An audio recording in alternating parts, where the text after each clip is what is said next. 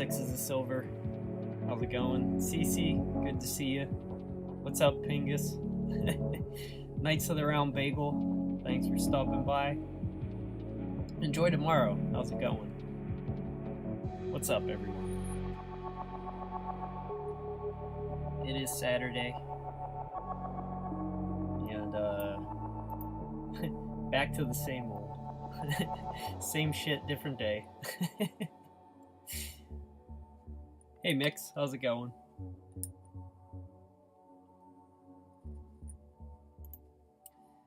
I am just gonna start drawing. I don't have any interesting news related to Sal Scrimshaw.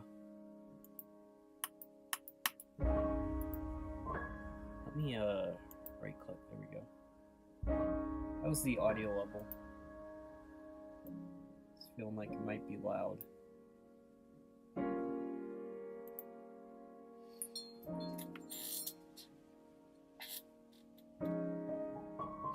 Mural stream. So I was thinking when I was opening this file before streaming, we've got these little guys to fill in. I have to keep this space empty for the name tags. And I could expand to the right, but it's at the point again where I don't think I need to. So I might just finish what's here. And then for my next stream, I'll do another stream where I'm drawing something for the visual novel itself. Because it's also like if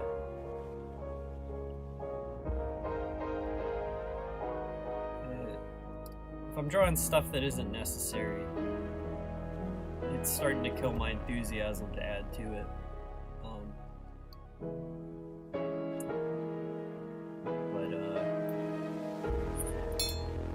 But what I did do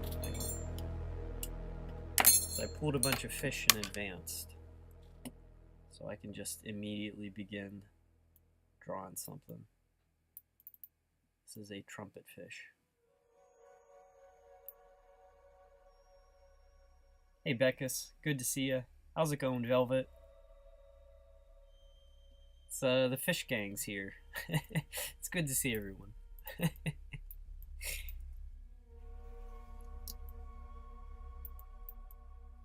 See, where's this guy gonna fit even? Like, the spaces I have remaining are not all that many.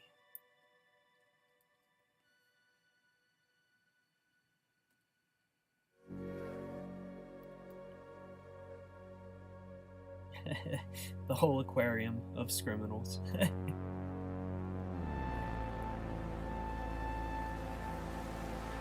Yeah, PGX.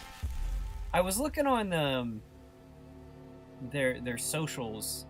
I'm wondering if they're still using PGX as like the acronym for it, but the Pittsburgh Gaming Expo is coming up soon, which I will be at, and Pingus will be at as well with her gift shop.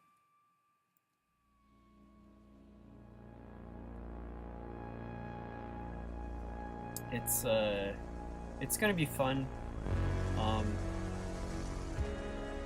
I'm still sorting out getting a vehicle with the trailer hitch. So once again, my gigantic whale will be there.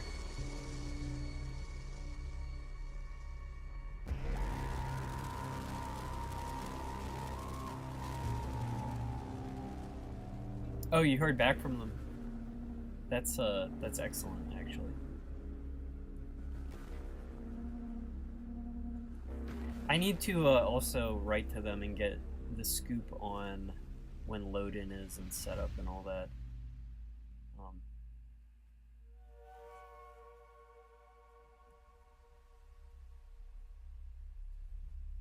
It's thunderstorming where I'm at, so if my stream abruptly cuts, I've been hit by lightning, or the power's gone out, one or the other.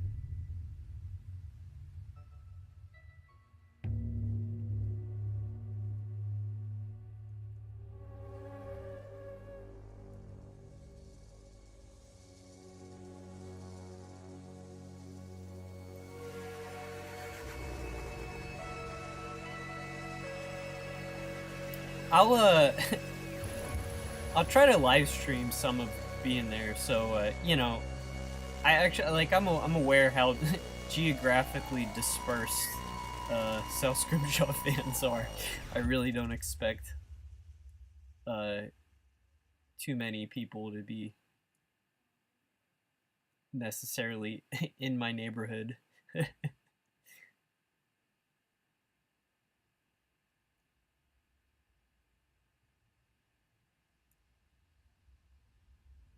And I think my music just cut out for some reason.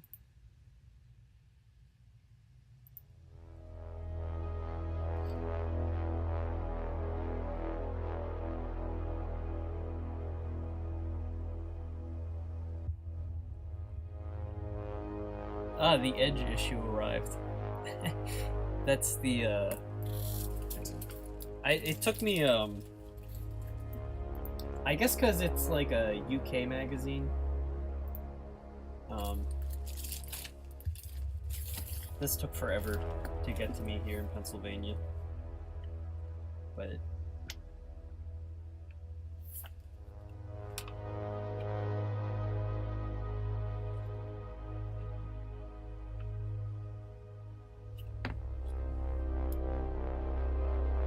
somewhere in here is an article about South Scrimshaw. There it is. Proof. Very nice write-up. Like, I don't know.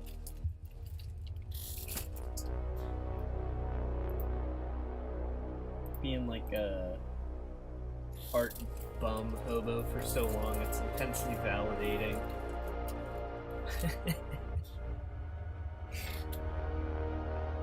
Hey, Shitty Comics. Well, I appreciate you saying hey. Very nice.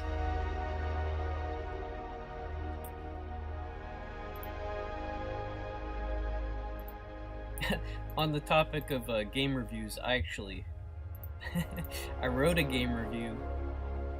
I finished a visual novel, and I was like, this was actually good.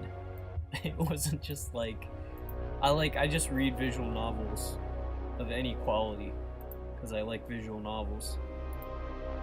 But when I realized it was like decent, not even decent, like good, I went online just to see what other people were saying. And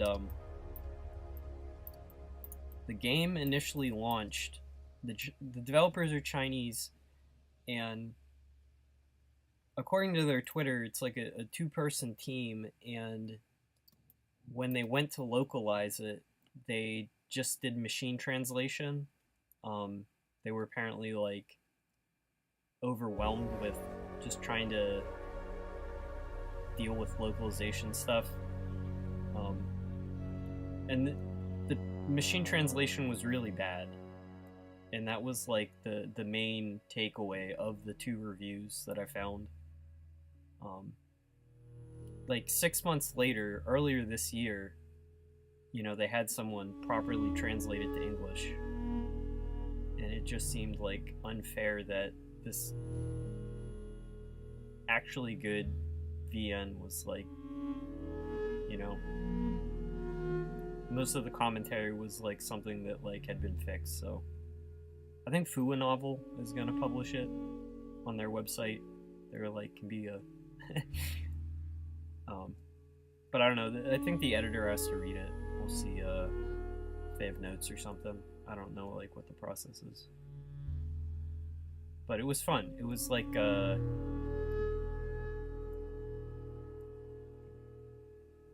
you know, one of those things where it's like I've like watched enough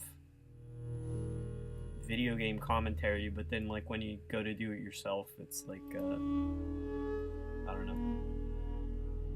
It's a different type of voice that I do not write in ever.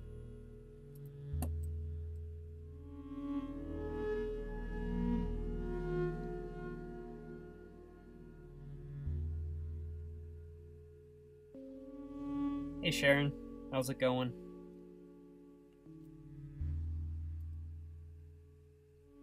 Yeah, two-person team, it's like, I feel like small productions like that, like, actually pull something off. It's like the most important time to notice someone like that, because it's like, I actually, so the other thing, when I went, it's like I'm writing, it's like, oh, I need a paragraph about the devs, but they have a game coming out also, like the demo's on Steam, and I think it's like actually going to do much better than the one I reviewed. Hey Merrick, how's it going, Larry?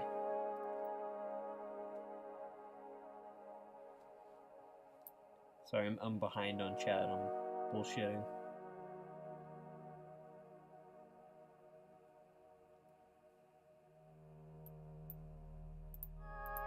I'm actually gonna pull this up real quick. It's Raining City something millions. Very, very bizarre title. I think it's like because they're like not English devs, you get like these very chunky titles.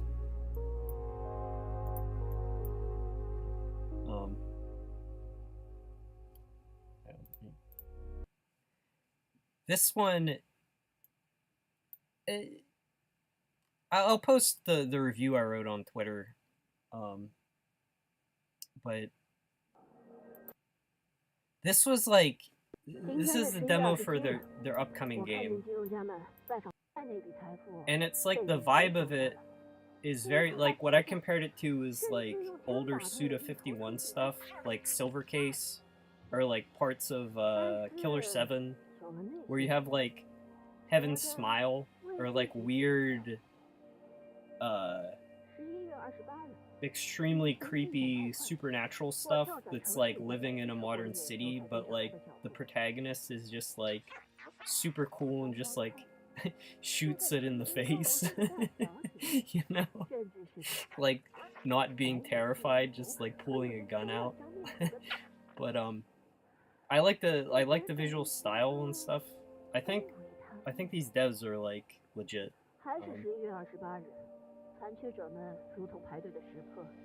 I think they also must be into like Cthulhu lore and whatnot, but they have a very weird take on it.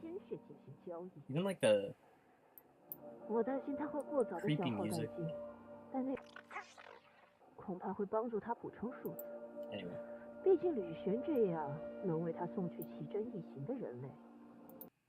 Very bizarre. But I'll post that, like I said, if they put my review up, I'll share it on my Twitter. Hey Cole, you have no idea why this was in my review.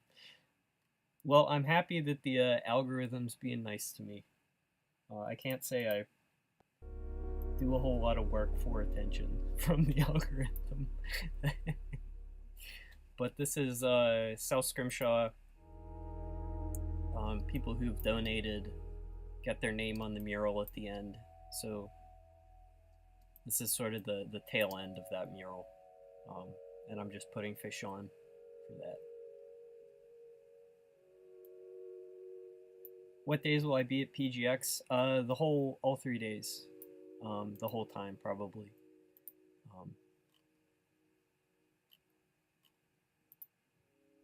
Yeah, in like, probably at my booth the majority of the time as well. Like,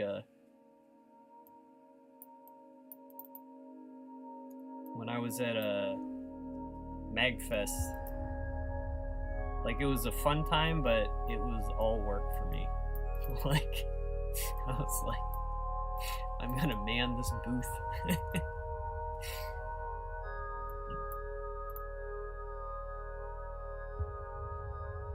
Hey, Bewitching Phoenician, how's it going? Hope I didn't miss anyone here.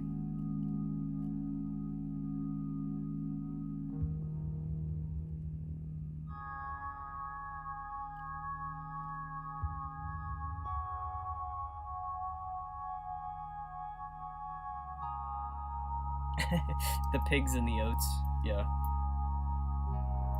I think I might have played the meme too.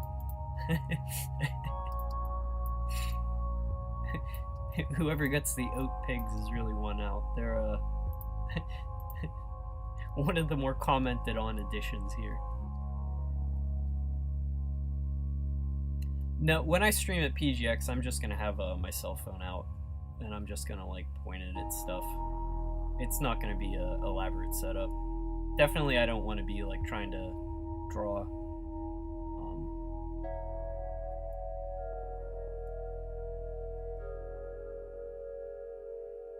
It's like my convention routine, at least last time, was like people walk up and they're like, "What the heck is that?" And then it's like I explain each person individually.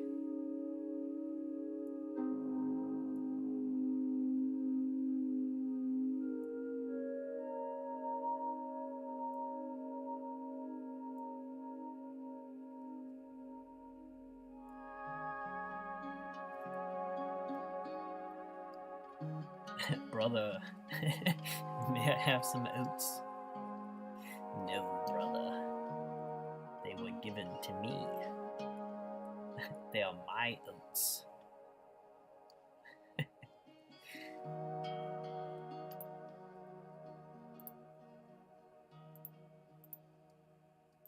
We can do something fancy like that. It's just I really want to knock out a bunch of these small ones. Look at this guy.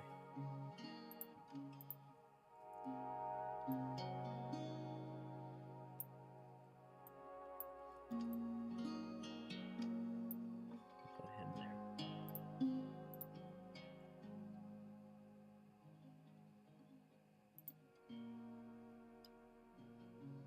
Shin Hayarigami. I don't know that. I'll have to look it up.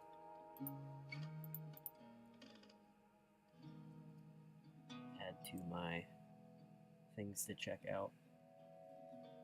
I think there might be some delay between what I'm saying in chat. So my apologies if I'm slow to respond. I'm usually slow to respond in general. Oh, cool. Is this a PS4? Huh. This looks up my alley. I like visual novels like this. I will check that out. Yeah, hey if you're first time stopping by, you found the secret clubhouse. We hang out here weekly. Killer 7 is goated. It's actually crazy how good Killer 7 is. Like, defies some rule of the universe that prevents stuff that good usually.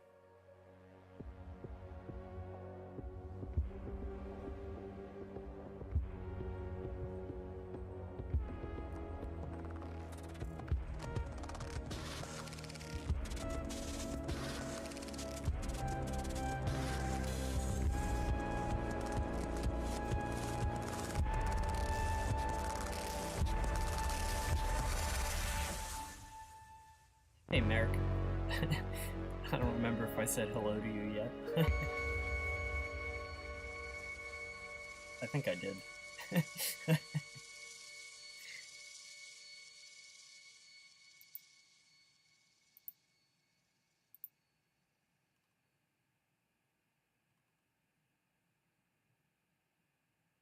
You mentioned Moonlighter before. I forgot to check it out, but I should.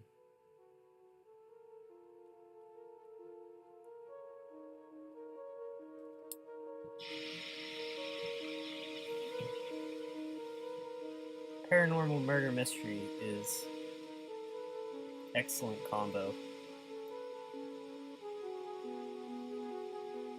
There's like always room for more paranormal murder. You know what else I saw is there's another Famicom Detective Club game coming out, or I guess it's out already. But people say that one is pretty good. That's why it's like, I think Mages produced it. And,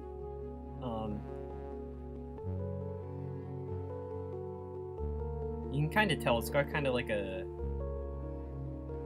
Chaos, like the production style is kind of like Chaos Child.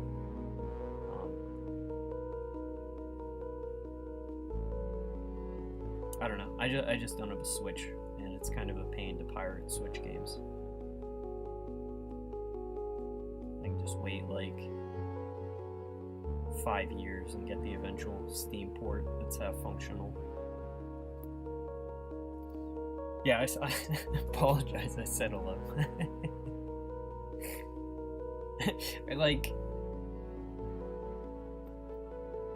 I scroll back through chat, and then I think it's like a recent post.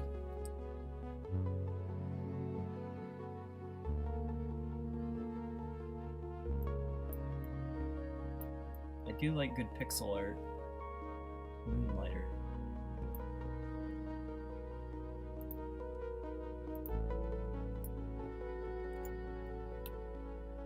The best pixel art I've seen recently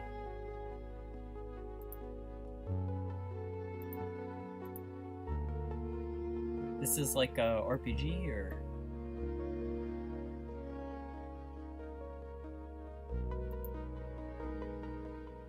hang on, my computer's gonna start protesting.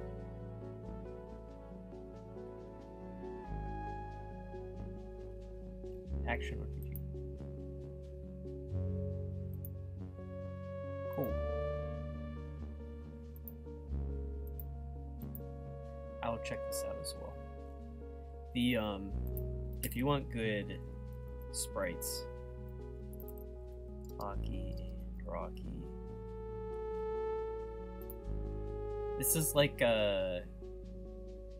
it's made by the original devs who did the game, the original like forever ago, but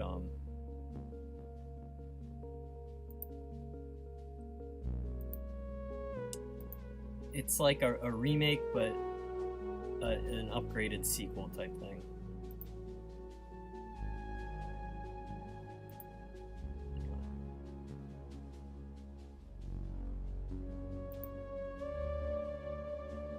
Yeah, I mean, it looks gorgeous.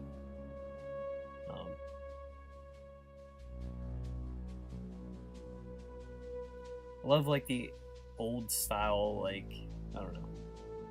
There's something distinctly like vintage about their illustration, character illustration style that's very in keeping. But yeah, that looks like $1 million.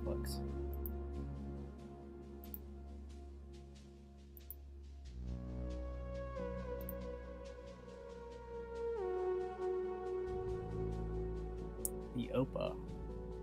I have not, but we can do that.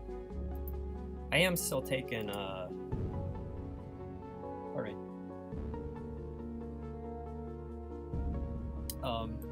Suggestions.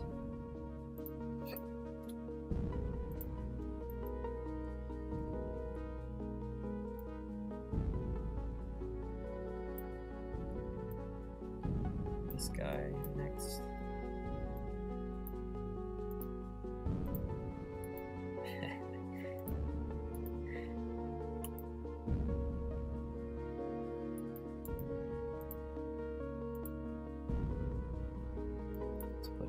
In a separate window, so I can remember to check them.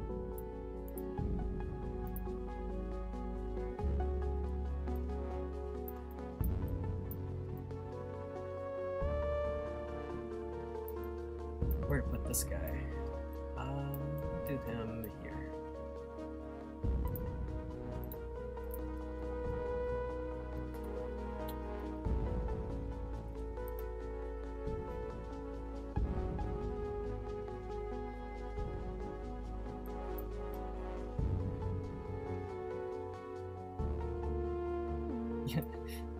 Mix, if you stay awake for much longer than 48 hours, I think you're gonna start getting into like the audio hallucination territory of tiredness.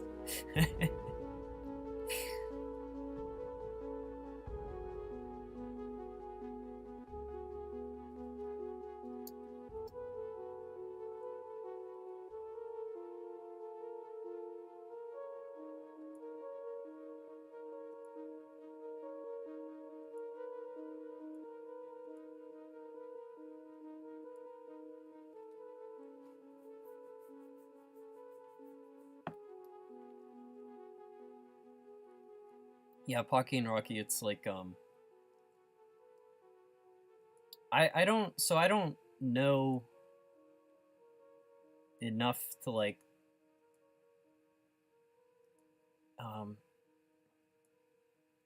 so you know, pixel art, like let's say there's a grid, you know, of your screen. This is my understanding. You know, it's super simplified, and this is like your character, and it's like games that keep the pixel aspect ratio correctly versus like some games just have it as like an art asset that just like moves arbitrarily over the screen, so it's like, you know, like this monitor in front of me is 1920 by 1080, so it's like, I don't know, there's like you can just tell when a game is like holding correct to like the pixel grid and it's drawing everything in that same ratio, and I don't know, they do a really good job of keeping like true to their style. I think that's, and you know, they are the devs that did the original, so like of course they have that like old school understanding of creating assets. But I think that's like a very important thing for anyone who's like very consciously deciding to be retro inspired, to have the technology part down.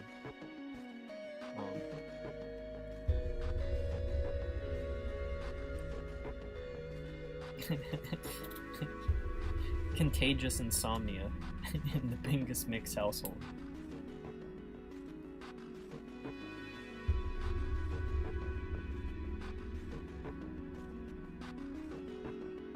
Merrick, you're in the mood for Lovecraft. I heard Sinking City. I think I know what game you're talking about. And I watched a review and decided not to play it, but I might be thinking of something else.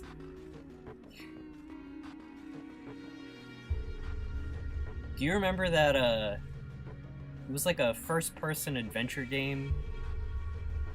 I think it's just called the Call of Cthulhu. That came out, like, late 2000s? I think it was, like, around the time of, like, Vampire Bloodlines. It's such a jank, terrible game, but the first level, where you're in Innsmouth, and you're checking into the hotel, and then, like, they bust down the door, just like in the short story, that is among the best representations of Lovecraft stories in video games, I believe.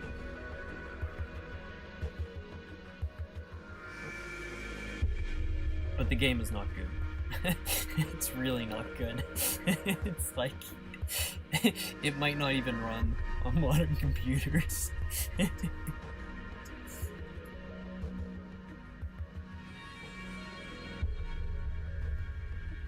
Pixel art is, though, I think it's like, it's one of those styles that creates a trap where like people think it's easy to, you know, whereas it's like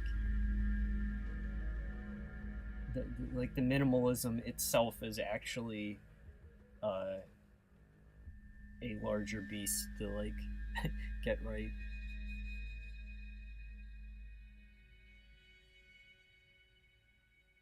You know, it's the best example, like a retro-inspired game that gets everything wrong. I think Yick. Faye was playing that on her channel. That is like the best example of it's like what is like the vintage point of reference? Is it like Earthbound? Then why does this level look like Katamari? Like, where's the literally what the heck are you trying to do? And that game is safe to hate on. I think everyone has a pass. And I am not throwing stones in glass houses.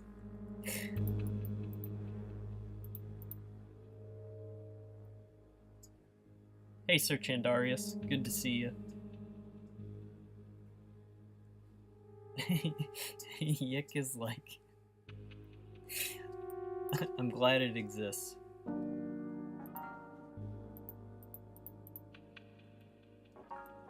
I wouldn't change it if I could.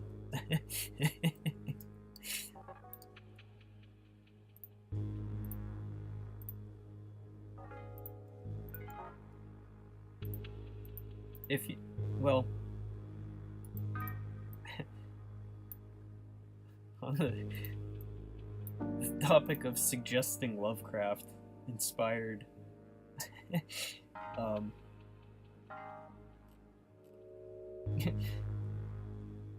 depends on how strong your stomach is. There's a very famous visual novel that is very clearly Lovecraft inspired. Also, extremely not something I want to personally recommend. It is Sonic.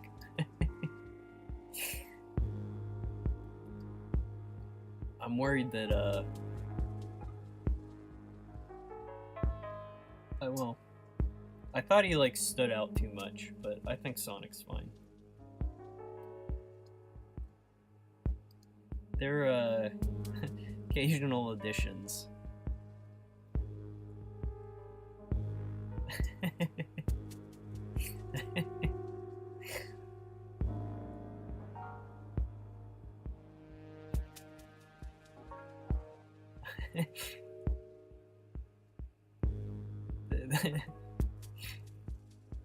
Yeah, it's Sonic the Hedgehog, everyone's favorite fish.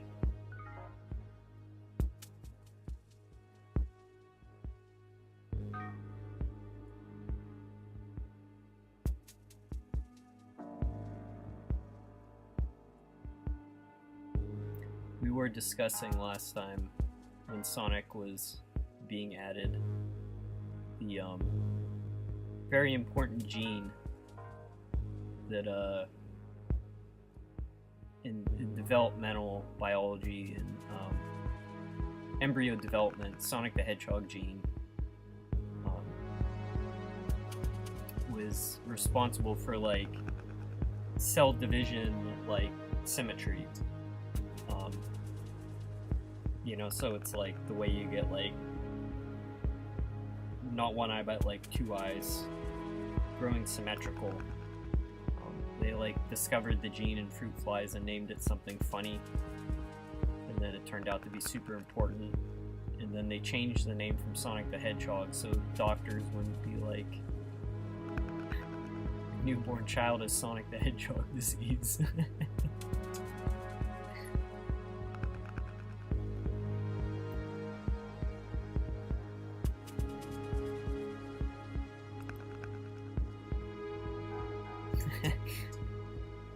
It's true.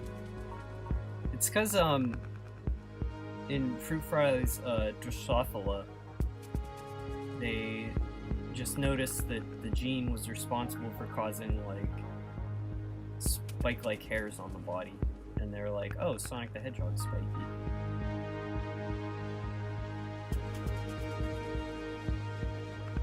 But if you have a genetic disorder where you don't have that, it is like you are not gonna survive, so they changed the name.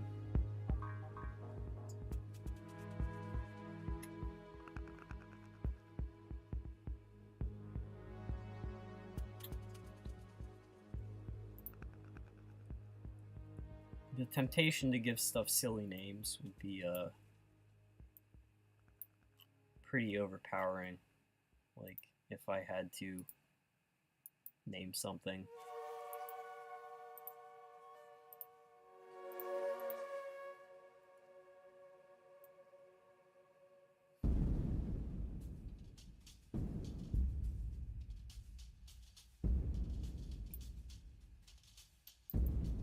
Let's do one of these guys maybe.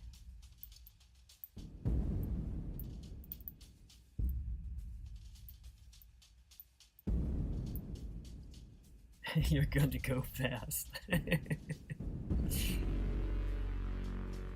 Fish called Boops Boops. What's that?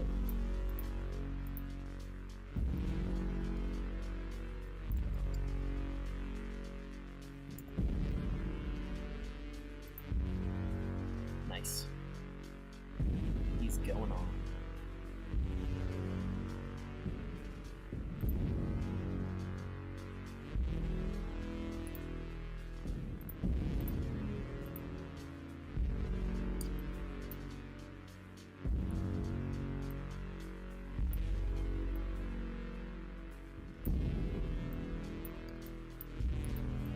Let's do this guy right there.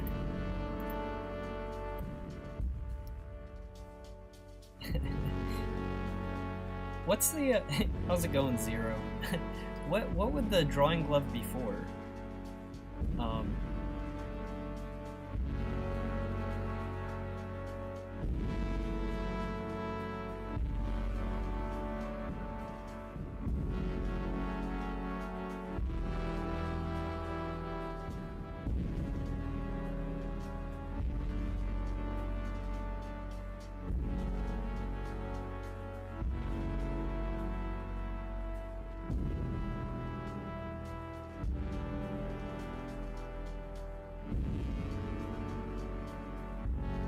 Helps the hand glide. Oh, I see.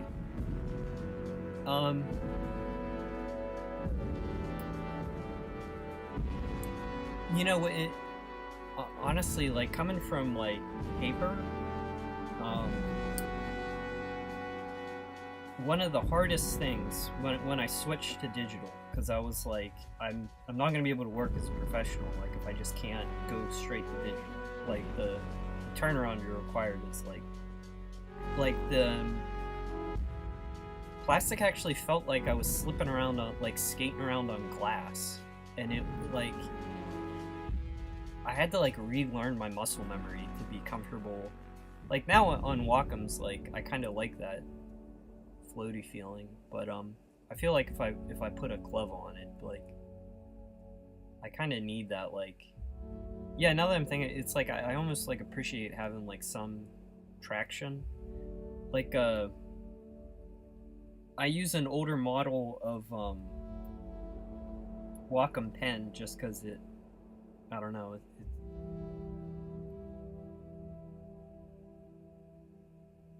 like the new one, like the nib is like too hard and it just doesn't drag at all, and I need the drag.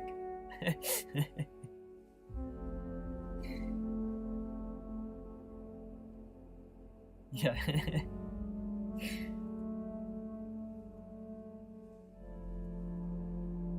Sweaty hands. Maybe if I'm like on a horrible deadline, I'm like, I'd be sweating onto it. But I mean, you know, it's just like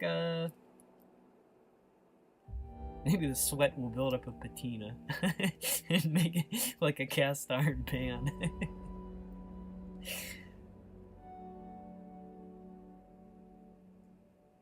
My setup in terms of drawing is not sophisticated.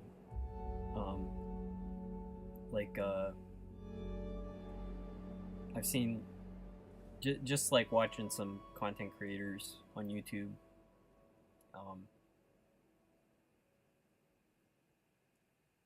Have more stuff that I can be slightly envious of, but I don't have. I just got a second monitor like this year. I've been like making digital art forever, and like finally got that.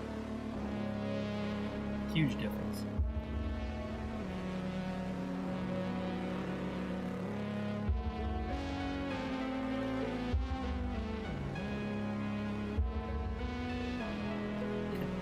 Hey Nick, how's it going?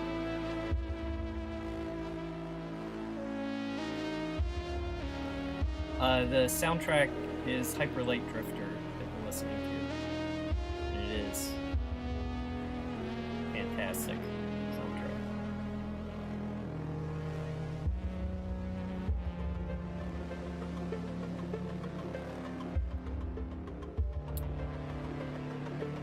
Kinda off topic, but reminds me of Stargazer Fish. Like the people who discovered it had every chance to give it the most goofy name to match how weird it looks. But they didn't, which was sweet. Let's pull up the Stargazer Fish.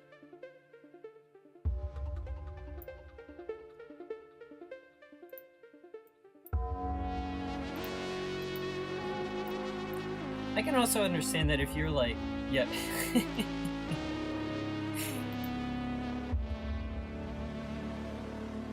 I can imagine that if you're like a scientist studying something, you might want to make sure it has like appropriate level of dignity.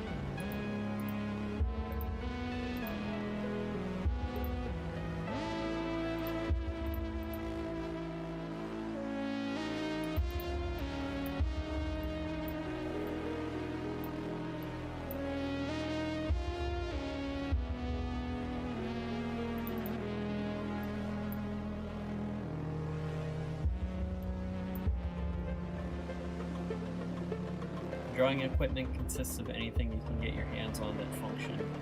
That's the way to do it.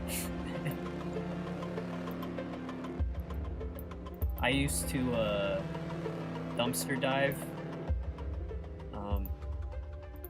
at my old art school. Every time the freshmen move out, they basically throw away all these art supplies that their parents bought them, and like they didn't use. It'd be like hundreds of dollars of stuff, but the original obscure animal compendiums were drawn almost entirely on dumpster dived sketchbook paper. Because it's like they'd make you buy every semester, like you get this list of art supplies you buy, and when you're a freshman, like you're dumb and like you buy it all thinking you need it. But these like massive pads of paper, your school assignments only like take up half it, and then like the students like flying back home don't want to take it with them, so it all goes into the dumpster. And then there's like nothing in the dumpster besides art products, and like, you know, there's like no food waste getting on anything because you've arrived at the right day, but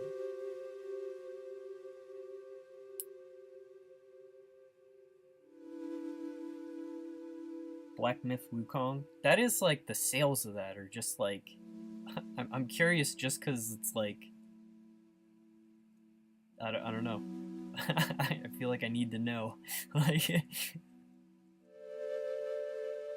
best-selling video game ever.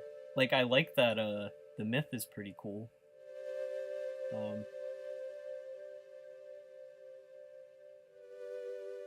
I could also go for like a Souls game that doesn't like it's actually just like you just beat everything first try.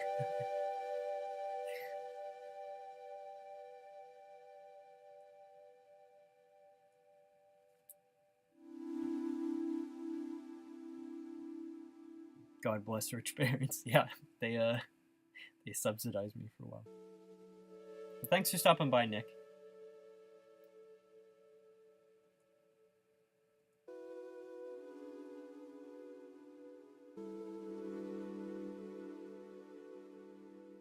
Yeah, newsprint. See, that's there is very little use to newsprint outside of like academic environment where they're like demanding it.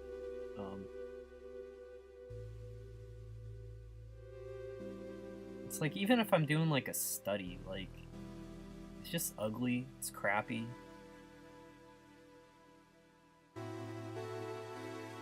Even thinking about newsprint is like annoying me. I'm having to deal with it for the uninitiated. It will be like the bane of your art school existence. Use print paper. God. It's just this like mega low quality paper. You do like charcoal studies on it or crap. Strathmore. Taking me back.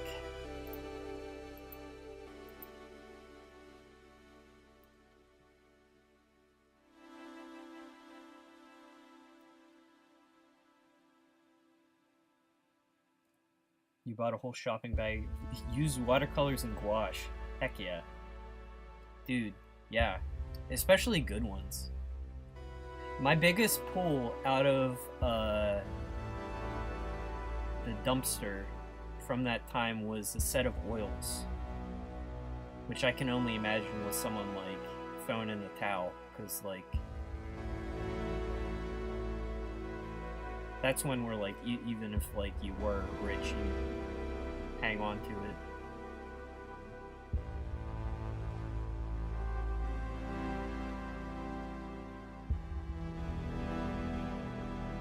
I'm not like a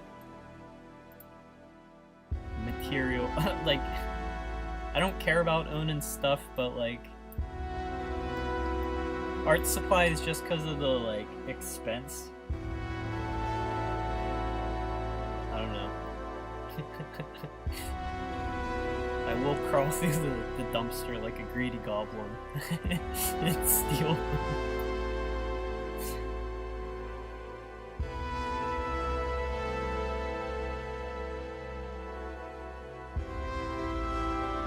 Yeah, it's like hoarding. It's hard not to. And honestly, like, I've hoarded, a lot of the art supplies I've hoarded have been used up at some point. Like, just even, like, random stuff. And if you want to, like, freelance, you're in the position where it's like, you just need to take every job given to you. It's just very useful to have surplus junk. The mitochondria is the powerhouse of the cell.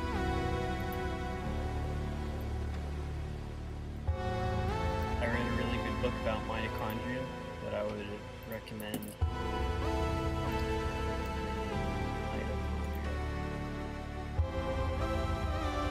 The title is pretty, like, I don't know, like his editor was like, this will get people looking.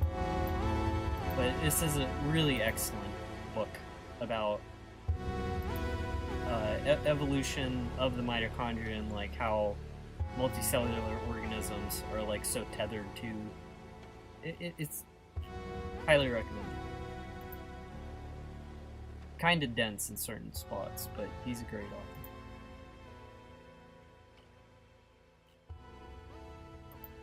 Let's do a powerhouse of the cell.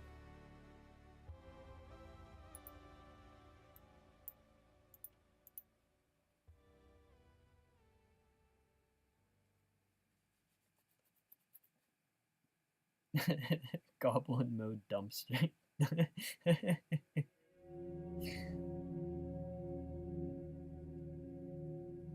Yeah, it's environmental.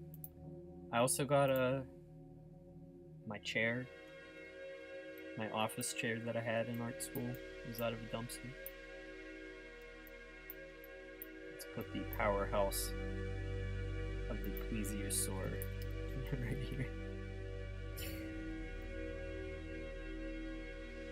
He's just got one really big one in his neck.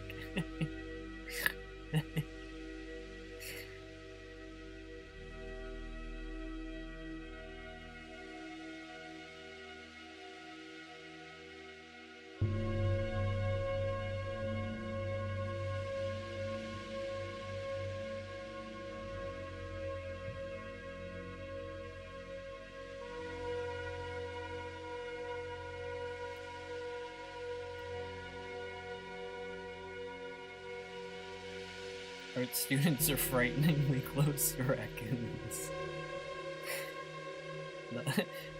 Not wrong.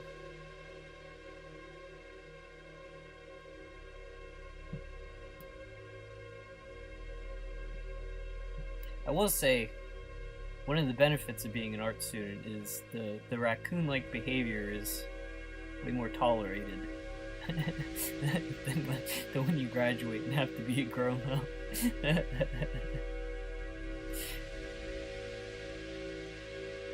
Because I'm too stupid to get out of the starving artist phase. But,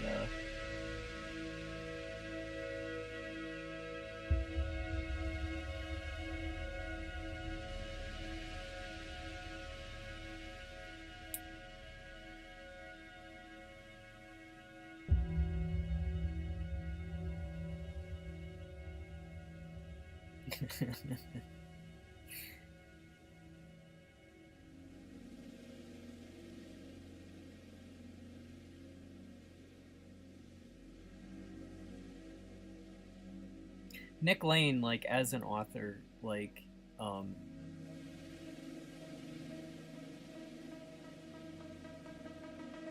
his work is pretty accessible, but he doesn't fall into, like, a lot of, like, pop science traps where,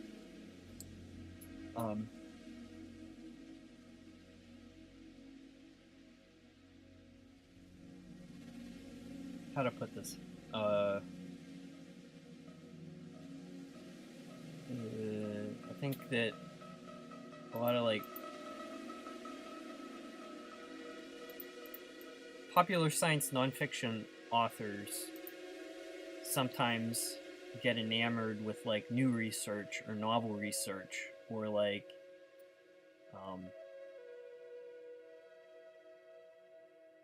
everyone wants to publish a book about, like, something amazing and revolutionary, but, you know, that's like the sort of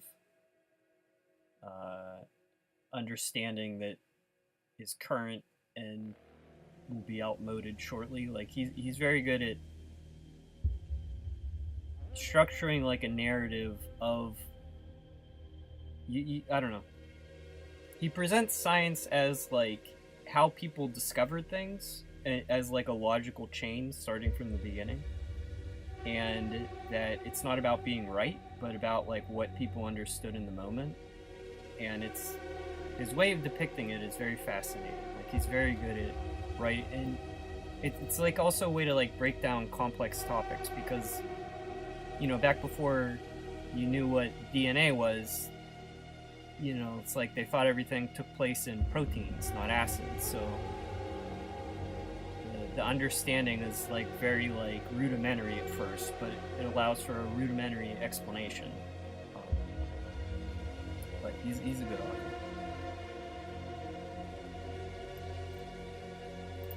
I'm pretty picky about, like, nonfiction at this point.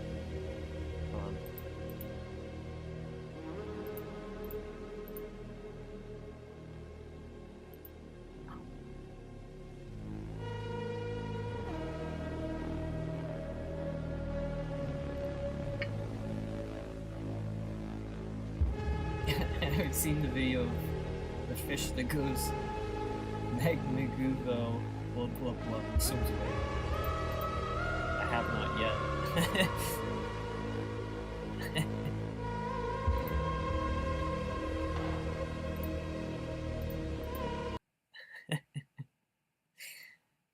Very important.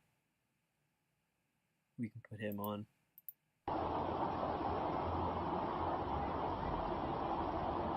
Mamá huevo. Digo, glup, glup, glup, glup.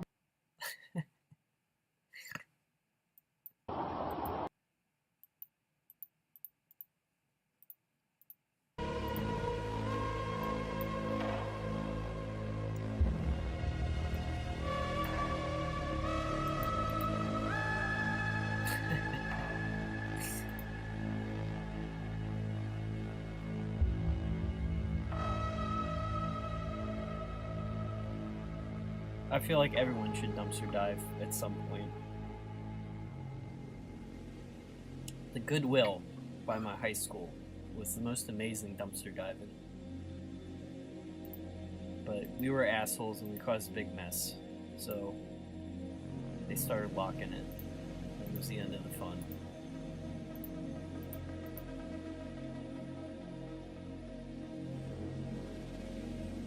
I think everything's in the mural at this point.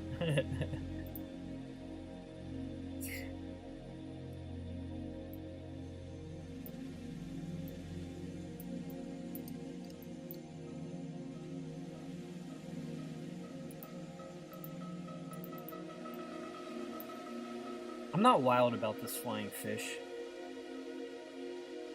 I really hate to redraw something, but it's like annoying me every time I look at it.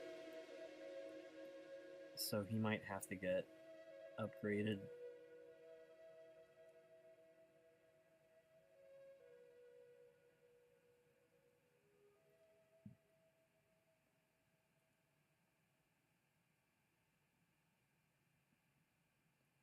Fish Smash Ultimate. It's still no Geno.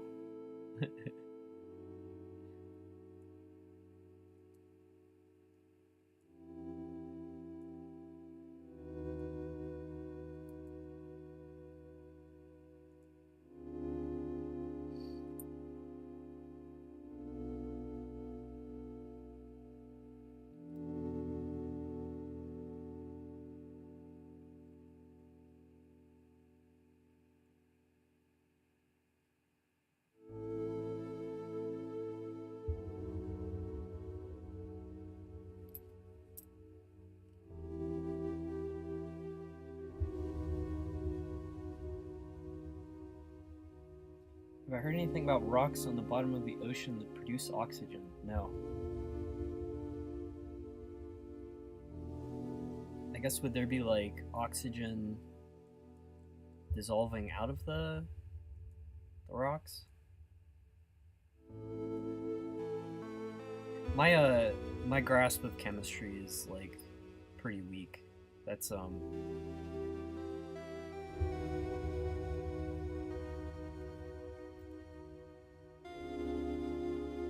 I like watching YouTube channels where people talk about chemistry and do stuff, but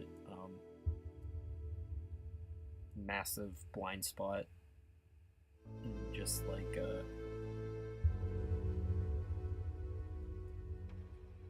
my education.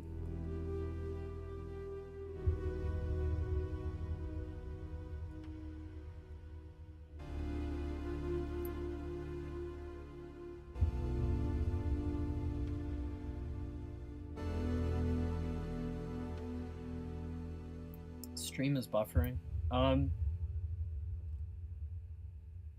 My internet was bad earlier. I'm not getting stream health. YouTube says no errors on my end yet, but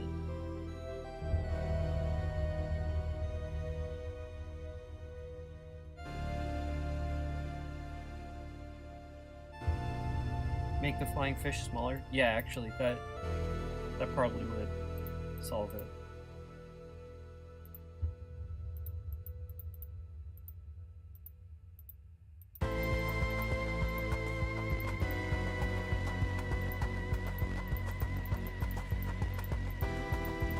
Still feel like he's not drawn great.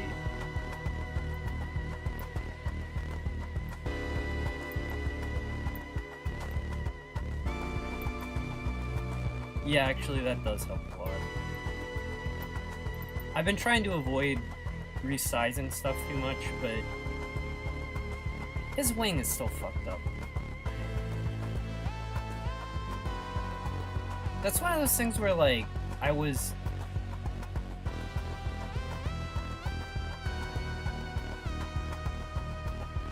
following photo reference and like I just wasn't comprehending the actual angle or something, so it just didn't look correct. I'm just gonna fake it. Just make it symmetrical.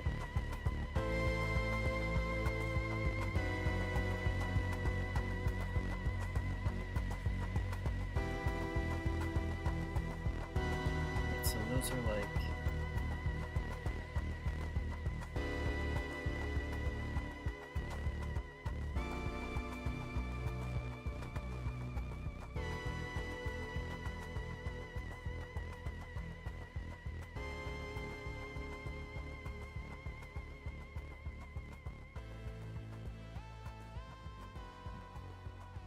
think also he's a little too ratty around the edges down here.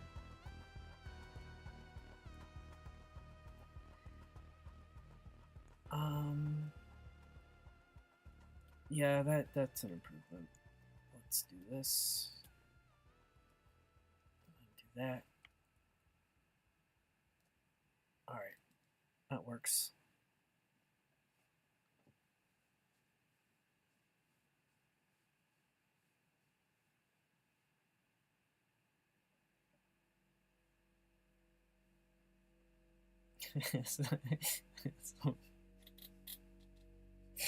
They're gonna dig up the oxygen rocks. I don't see any way that could go wrong.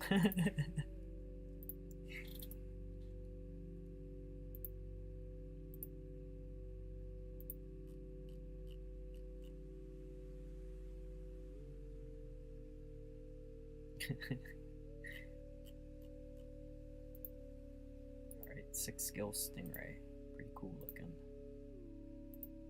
Pretty cool color too, that we won't be worrying about today.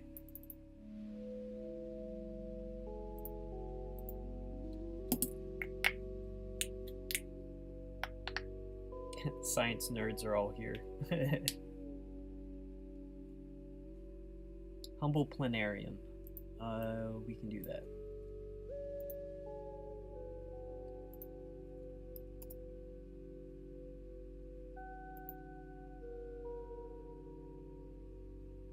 We can do him very tiny.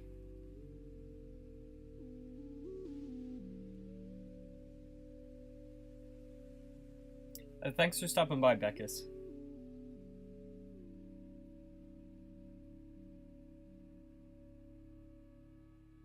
Appreciate you stopping by. Sorry I missed your message for a moment. I like the stripy ones. That's actually a very nice looking creature.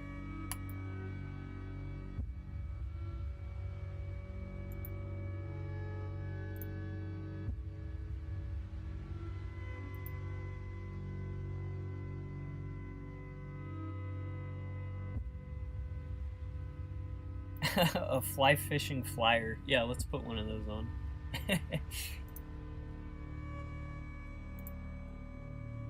Let's see, they're like there's some funky ones. Let's do fly fishing woolly woolly buggers. Yeah. These guys look cool.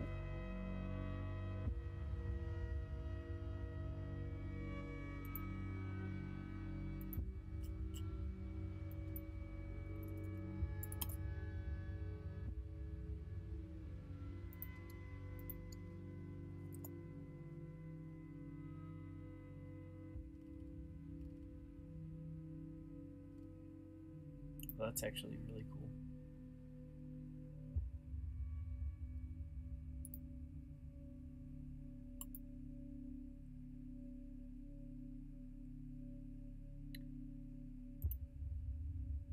Maybe we'll do this one. We can have the plesiosaur just chomp that. He doesn't care. Or no, maybe we'll put it. Let's put it down here.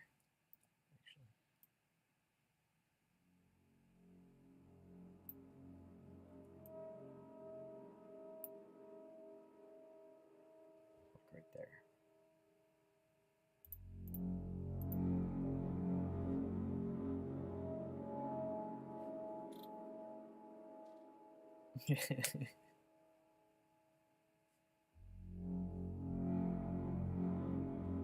Fly fishing baits are ostentatious. The ones I've seen.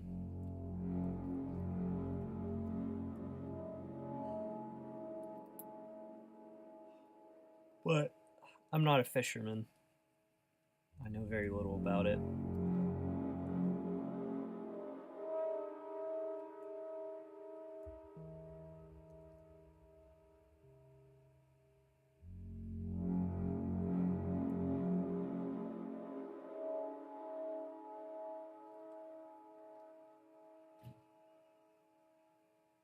There's also like, because fly fishing, my understanding, you know, it's not like,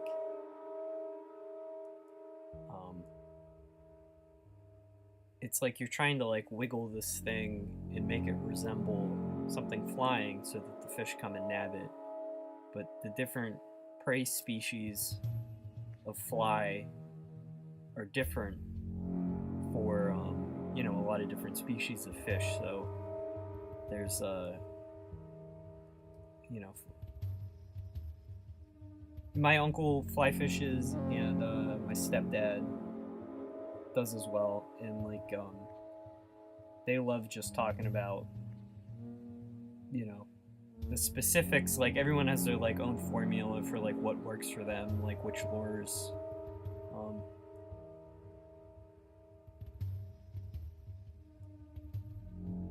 Part of the fun seems to be the trial and error of it.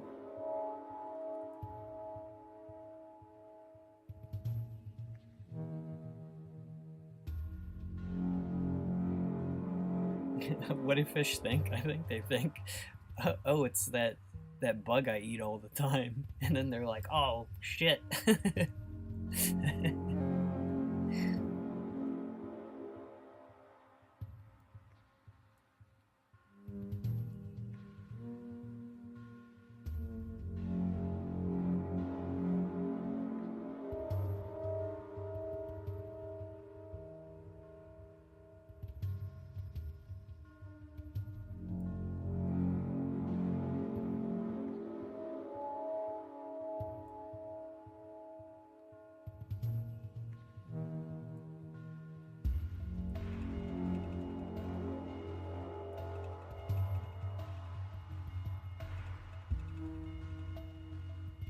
I read what book was it in?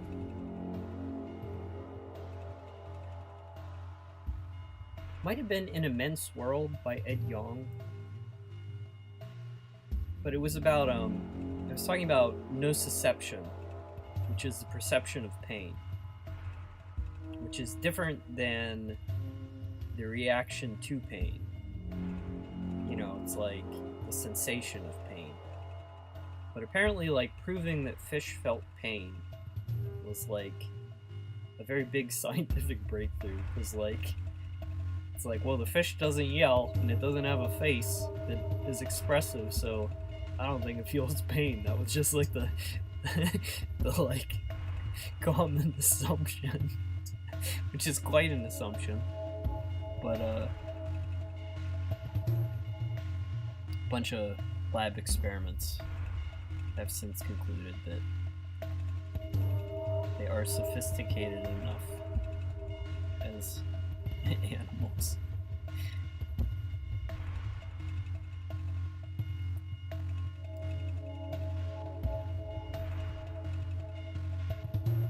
I am the fish man, I'm not a fisherman.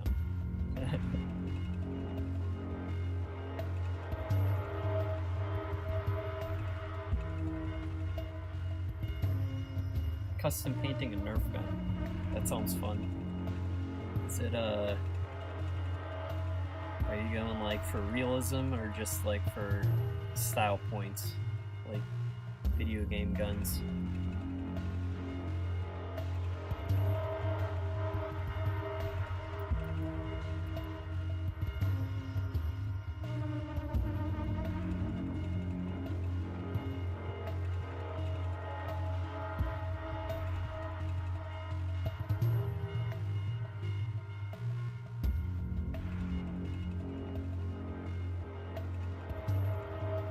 Style points, nice.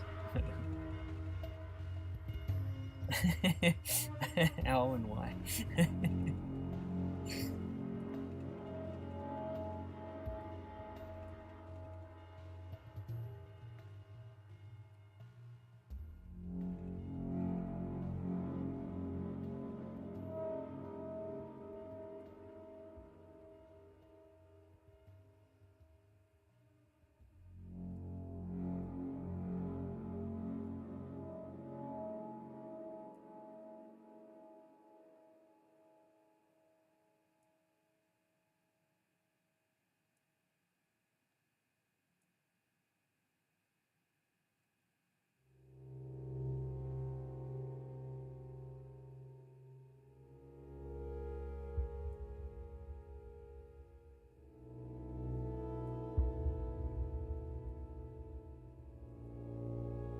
one of the YouTube suggested channels that I discovered is this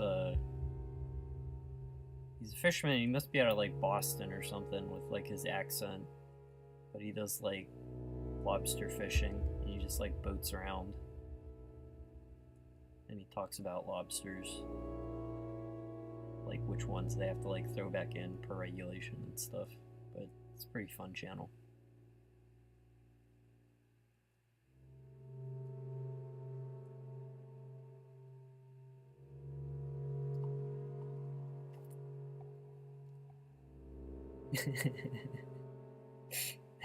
Snake facts. They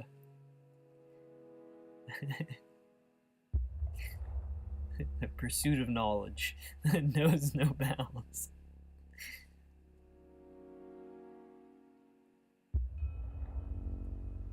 I think that the fish pain thing, you know, is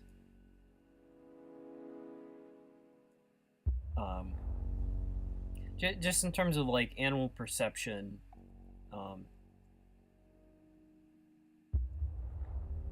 it's like the two extremes are humans either like assume they're like vastly inferior automatons or massively anthropomorphize and like project our experience onto them, and then there's this like reality that's like what's in between.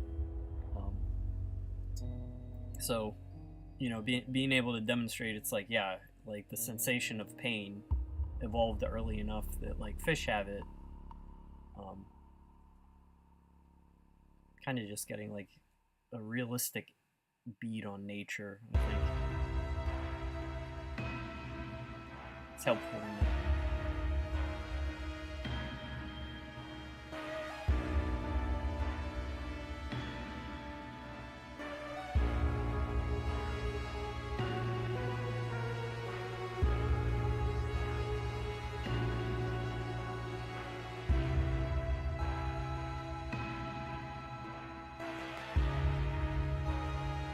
Fun drawing like bits of metal, like human machine things.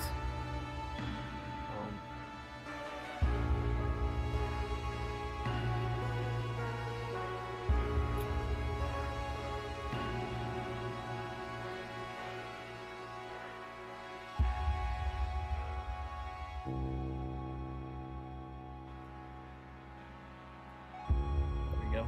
That was a fun one.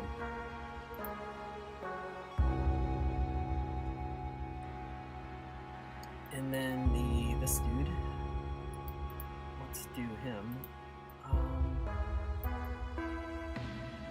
because he's so flat, he can like fit anywhere.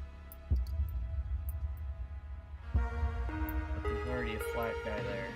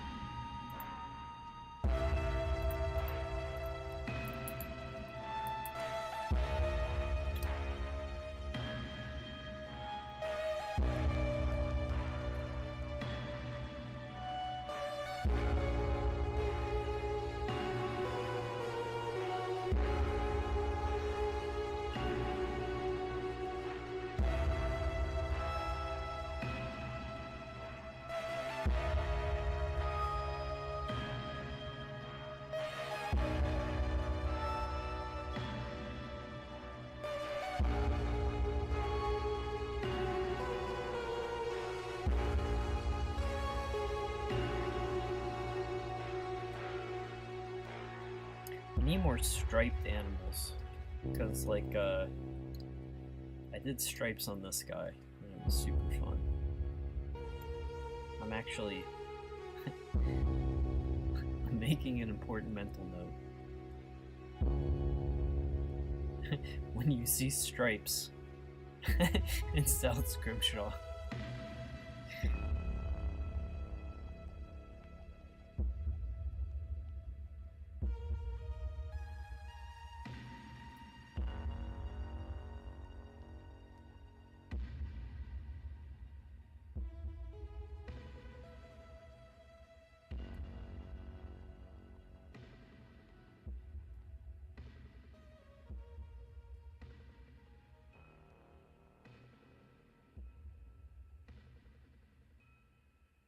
it is actually kind of hard to decide when and where to use pattern.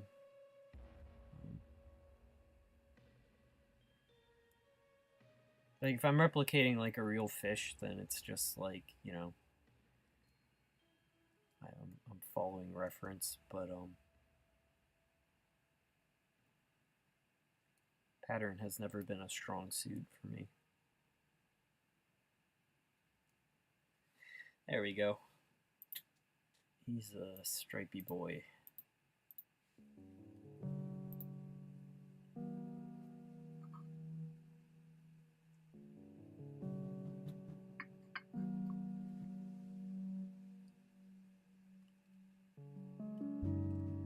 Oh, the markings on the younger Brillos. That was like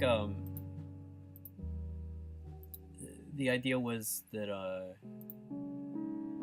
you know, it talks about how like their skin's porous, and then like the pores open up to like receive animals. And I was just thinking that the sort of like those spots would be like I don't know, like the earliest bits of things that can like live on like Brillo calves. So like they spot before they start taking on other stuff. Yeah.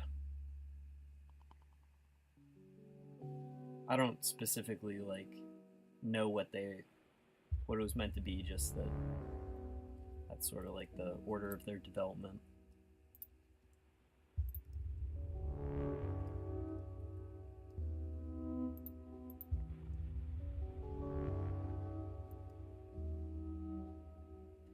Jelly polyps. Let me do that.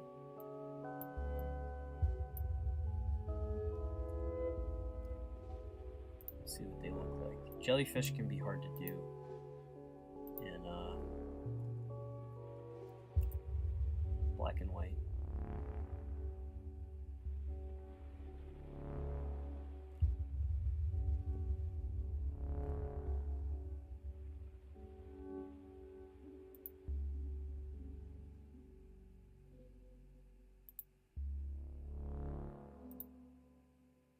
These guys are kind of cool.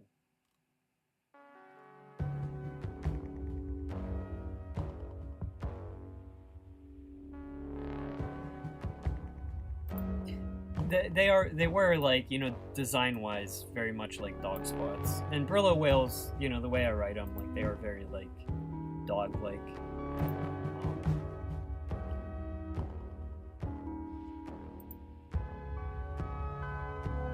Let's give this fella.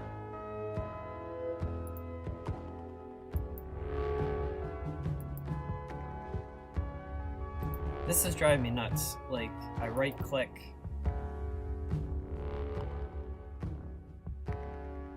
Like, that's such a delay. Like, did I? Right there. Maybe my mouse is messed up. There might be like dirt inside my mouse.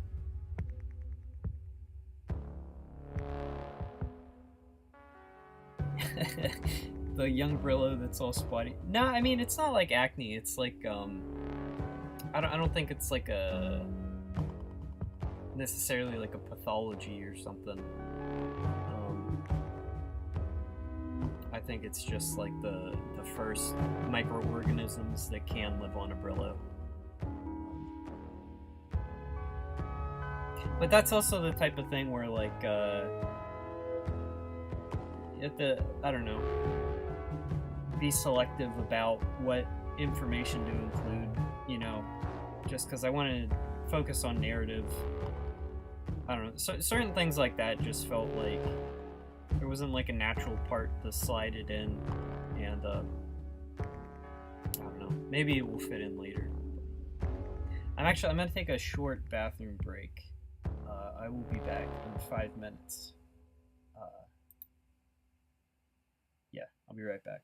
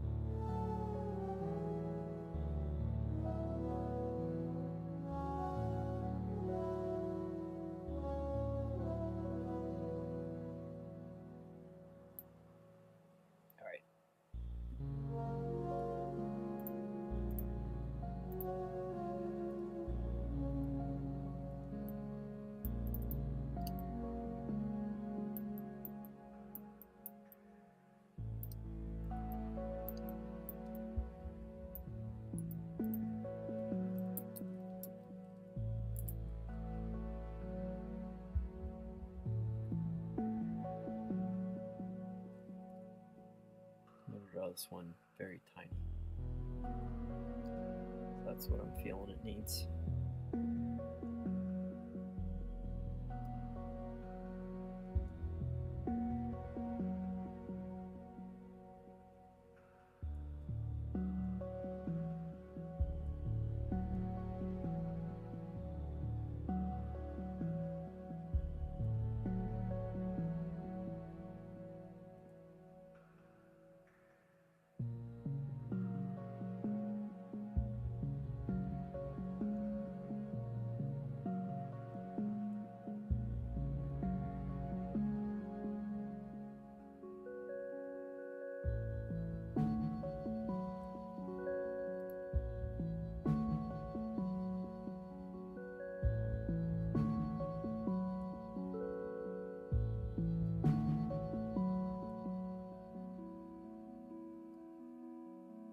Brillo fanfic.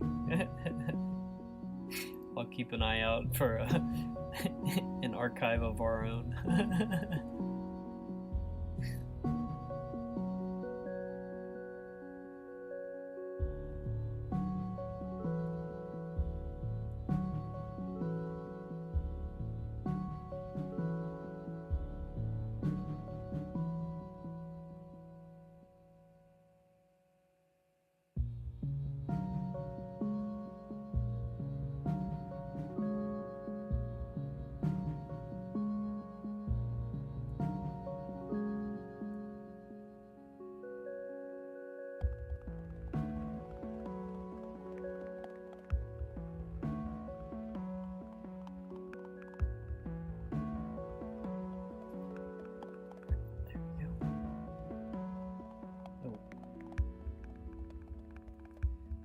Close.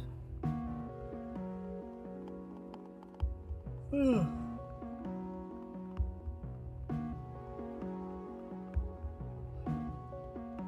thinking I'm only gonna stream till like 7 maybe.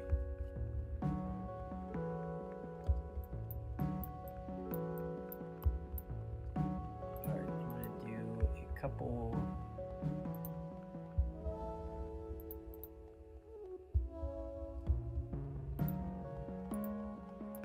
Ordinary looking fish. I like that photograph.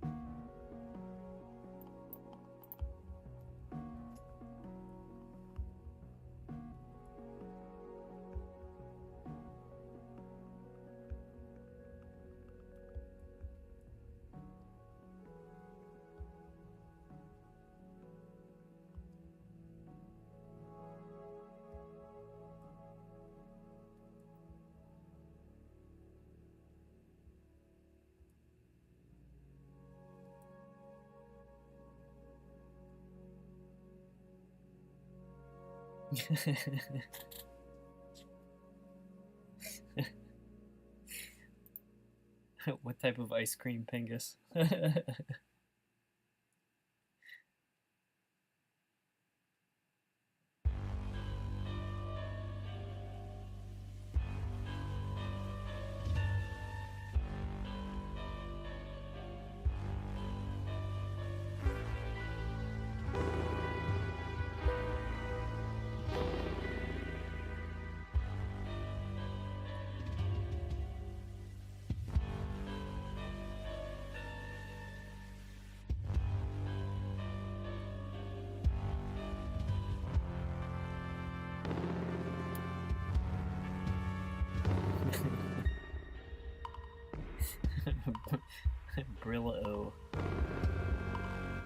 Brilla O'Grady, the whale.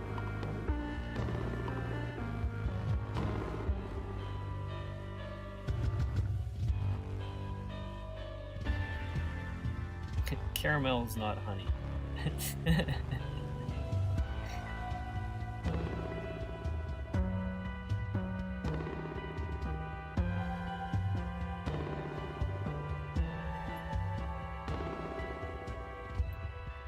That guy, I like how he turned out.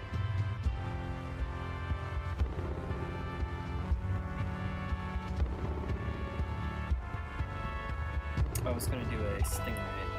That's right.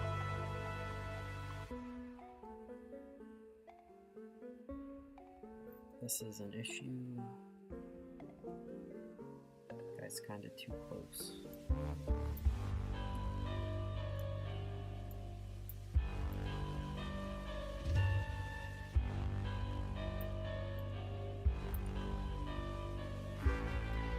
Better.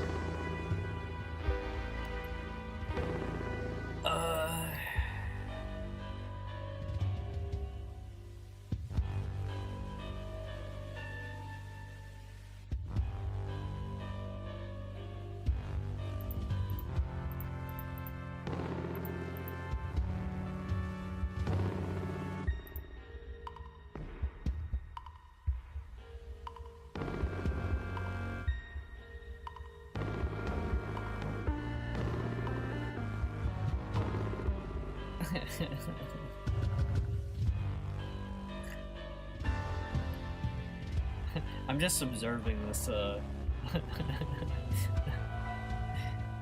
this fan story. I don't wanna.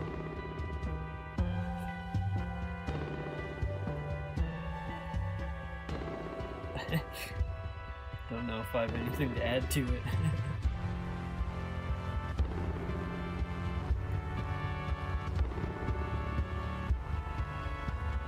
You should put it on an archive of our own. Just to say there's a Brillo fanfiction.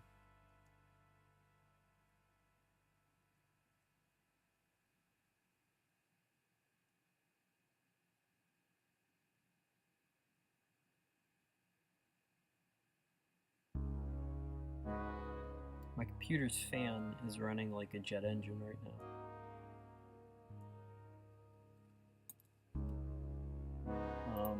Stream health says it's fine.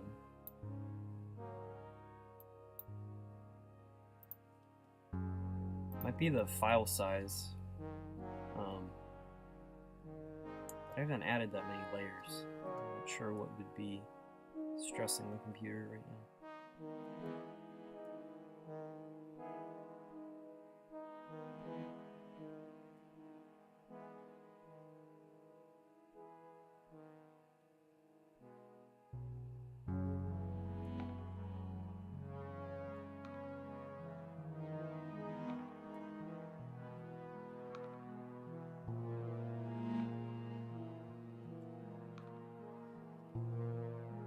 It is actually kind of hard to make out anything of what this guy's supposed to be.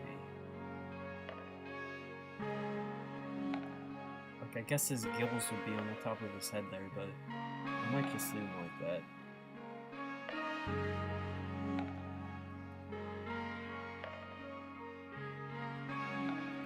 Let's fill in these spots here. I say let's. I'm going to fill in.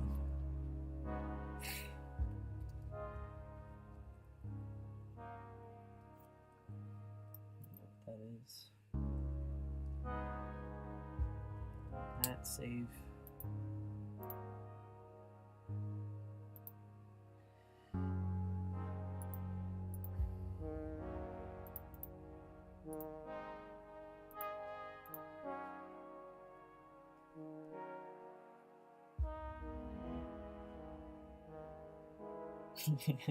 Eating the whole pint.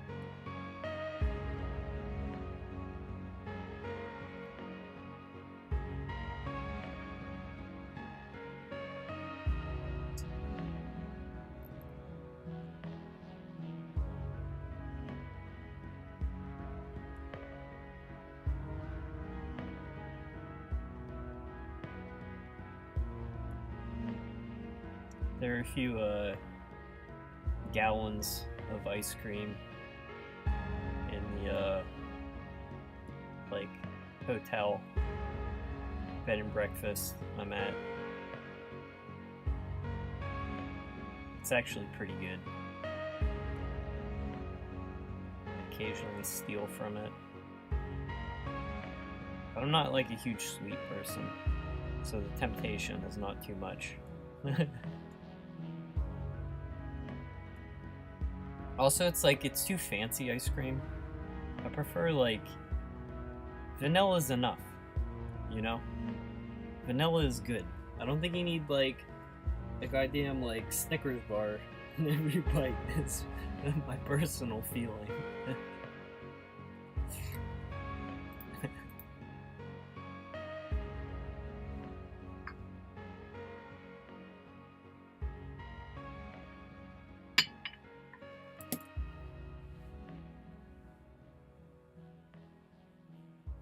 You're excited to see how the Brillo whale has changed in part 5. Yeah, you know, it's like it's a big time skip. So I'm hoping that people enjoy it. I'm pretty happy with how it's going. I just wish you know. I'm also, you know, when I get the next update out, which it's drives me nuts. You know, like today I spend most of the day working, you know, the day job that keeps me from being homeless. But you know, maybe like when this next update comes out, I'll be able to like have more space again to just work on it. But yeah, you know, I hope people like what I'm working on.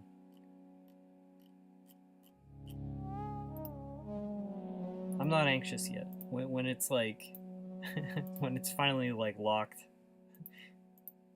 and done, I'll get anxious.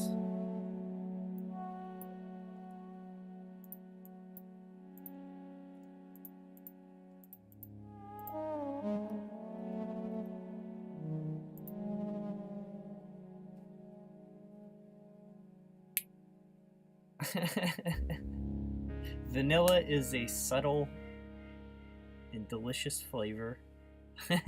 You know, it's also a flavor. It's not like, I'm sure you can get like flavorless ice cream that's just like sugar and milk.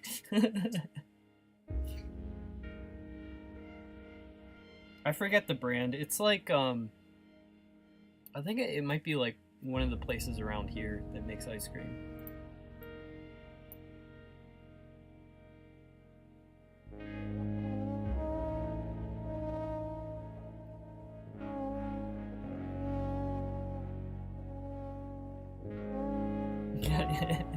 Yeah, if you well, you don't have to force people to watch it, but I do appreciate when people like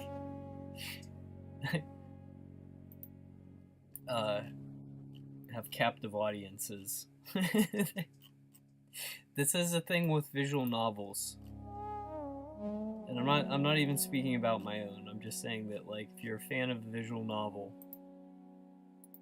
no, like almost no one reads visual novels, so you'll be like telling people to like play your favorite thing, and you basically have to like evangelize your thing non-stop. It's the fate of visual novel fans.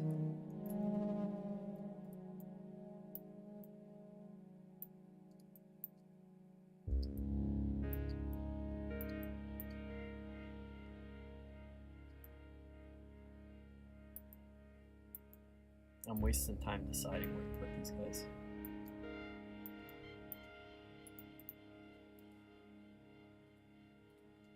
You could just keep momentum going.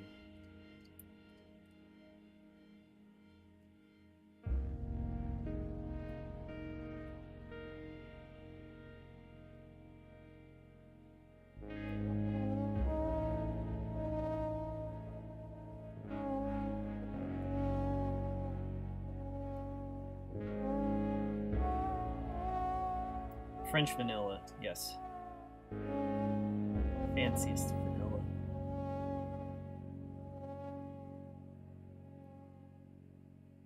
Ice cream probably tastes different in the US. I think there's like some, like the FDA allows you to call, what is it? It's like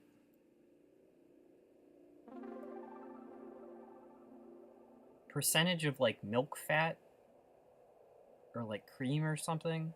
You can get away with calling some like pretty watery crap ice cream in the United States, but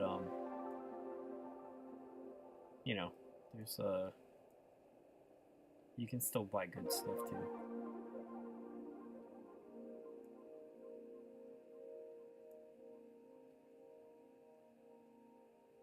But it is one of those things where there's like stuff in American supermarkets that's labeled ice creams that like the European Union is like, not ice cream, bro.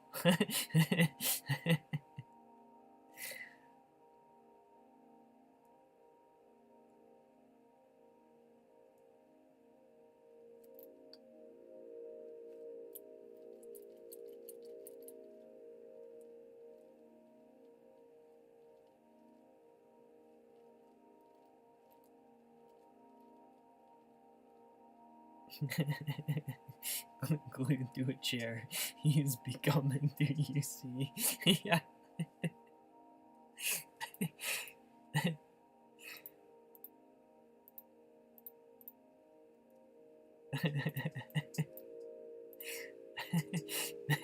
Forcing someone to read Higurashi like the Red Dragon guy.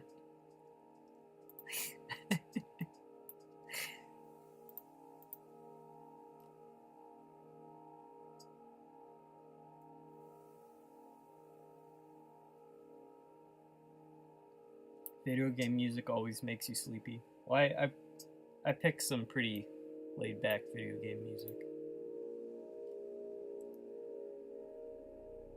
What the heck is this?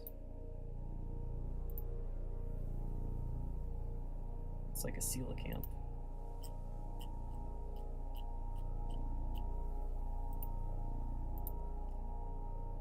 Goosefish.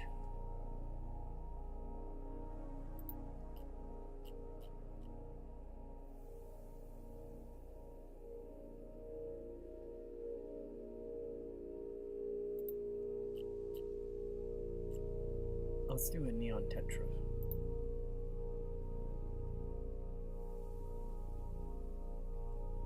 Guy's a good face.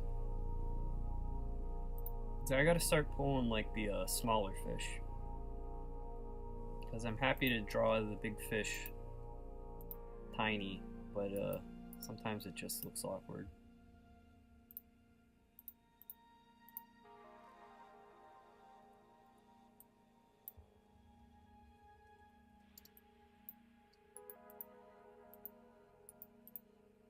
I kind of like having specific reference fish. I don't know. Like, even if I'm not drawing something terribly complicated like that, it's still just, like, as a study. The further, like, I bake these shapes into my brain, the better just, like, my sketching will be when it comes time to just try to invent stuff whole cloth.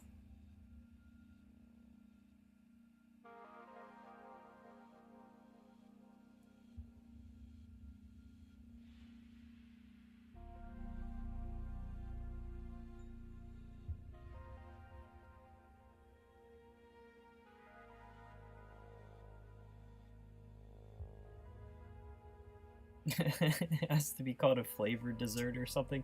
No, that's like when you even fail like the low American standards, where it's like fruit flavored dessert type substance. It's like 85 cents.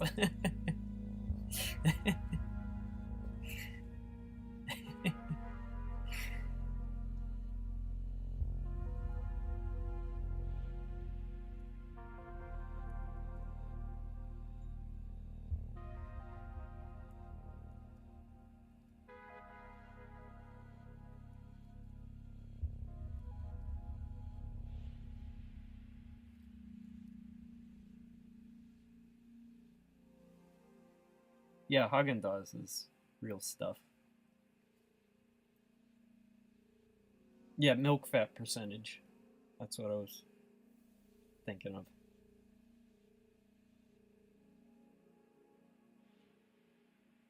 I think nowadays, like the grocery store, you know, anything that isn't. It's also like if you buy ice cream in like a gigantic barrel, it also has something to do with the amount of like oxygen or like the amount of like air bubbles in the ice cream, which is why something like Haagen-Dazs or Ben and Jerry's tastes good, is because it's like it's not just like a bunch of air whipped into it to increase the volume.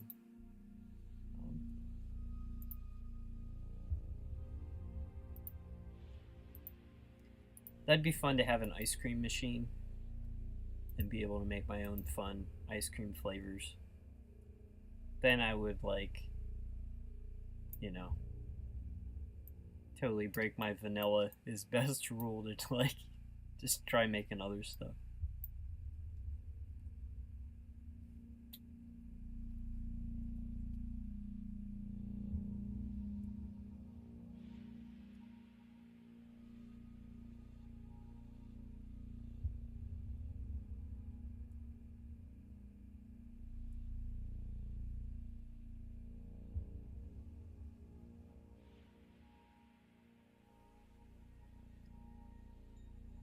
Yeah, that's the same. It's like the price point is why I'm assuming that Ben and Jerry's is legitimate ice cream. But then again, like when a brand has been around as long as that has, Who knows? Stuff that used to be good is often not as good as it used to be. I'm jaded and cynical. I need recent data.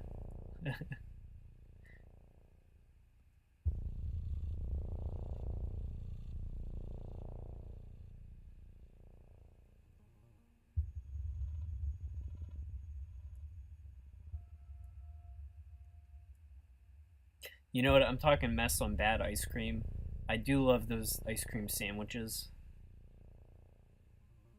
that have like the weirdly squishy cookies.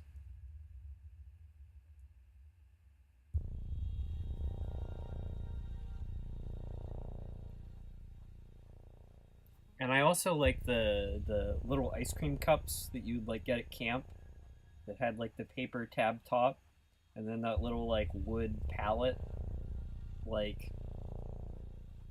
this is a little wood stick instead of a spoon that you would eat it with. Those were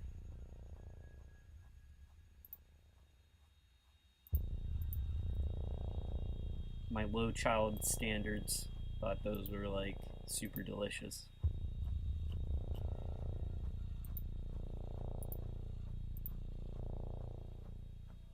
Fish ice cream, like fish with ice cream, or just like fish flavored ice cream?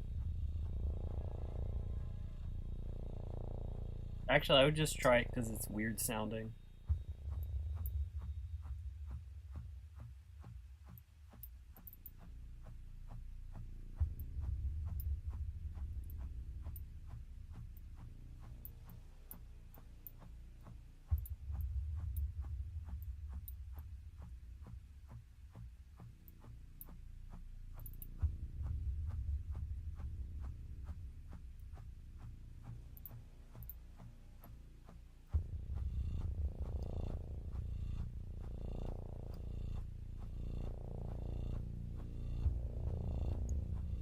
I feel like the most overpriced ice cream is sometimes like the local place that everyone says is amazing, and then it's like fine.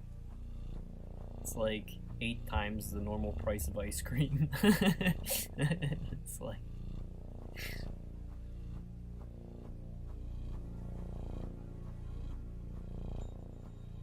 I'm not advocating for corporate ice cream exclusively, but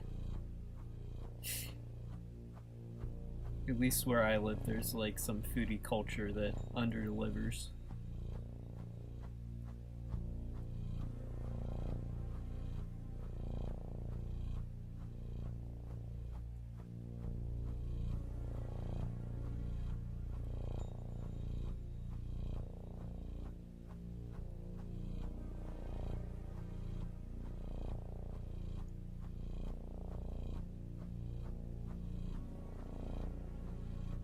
Yeah, tongue depressor.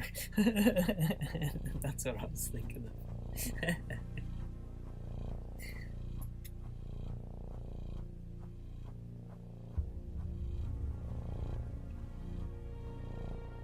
Ice cream is a big deal in Germany. I remember when I was a kid, my parents went on a business trip to Germany, and they brought me back like German candy, like chocolates, and I was like, "What the heck? These are like amazing." It's like they went to like magical Willy Wonka chocolate land and like just blew my mind. It was like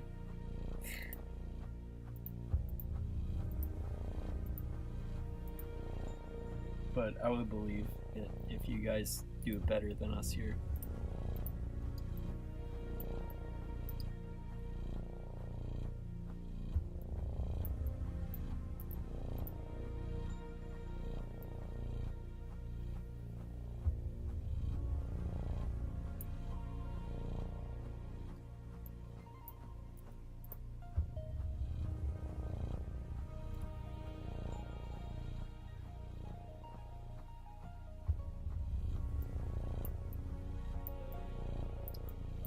Alright, I'm gonna try to finish left to right, because I'm when it's like a bunch of stuff to do, it doesn't feel like progress to do it scattershot. Because like my brain can't remember what was done and what wasn't. Whereas like if it's done up to here, it's like a computer loading bar. You know?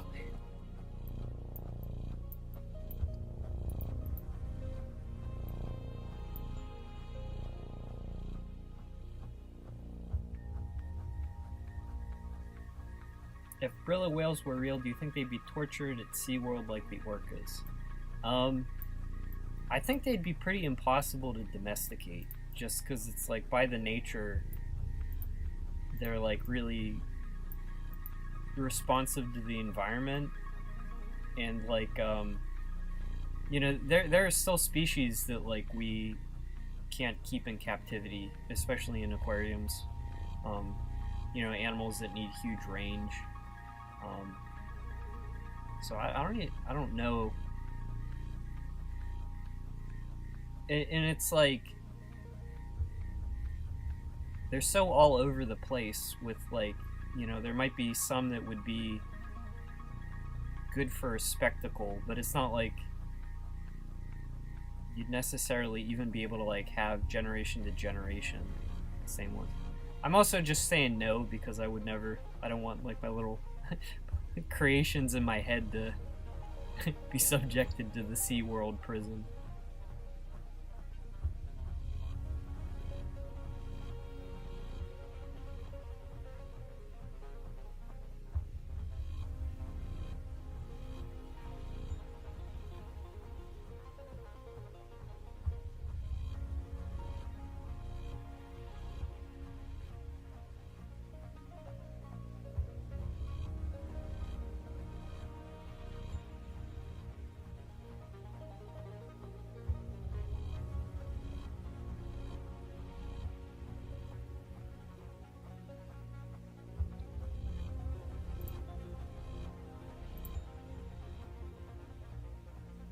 Yeah, Pingus, it was good. I think that, you know, nowadays we definitely have more non-garbage chocolates, you know, just for sale in the States. But, like, as a kid, you know, eating, like, Hershey's candy bars that smell like barf, it was, like, something else entirely.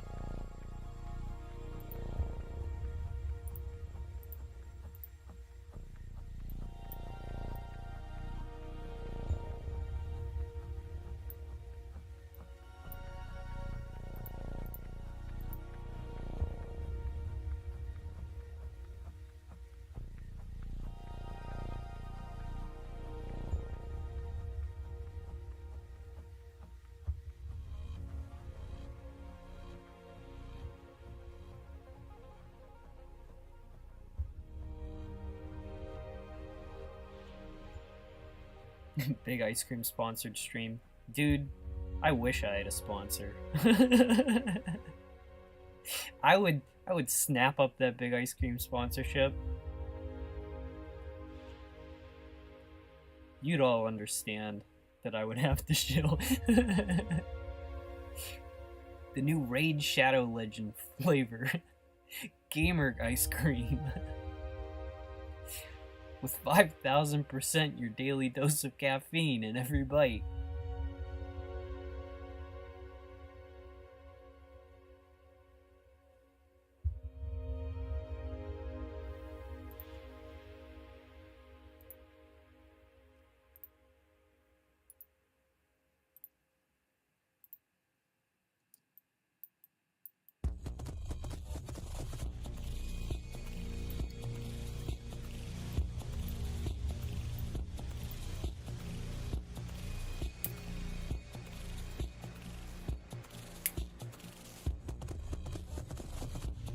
How good would Brillos be with acceptance of cybernetics, biology-wise?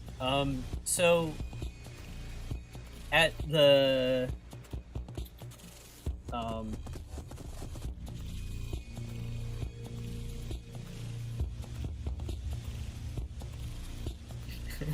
It's actually so we're in like the South Scrimshaw universe where technology's at. There is like a level of sophistication that like with like the alien stuffs and like they are. I've already mentioned like implants are already in like the main character whale. It's like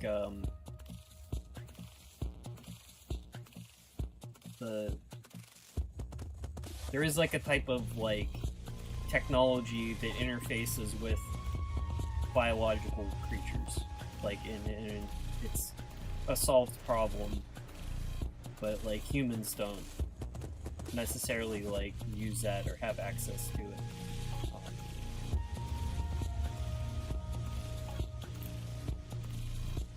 But that's also the type of thing I'd rather just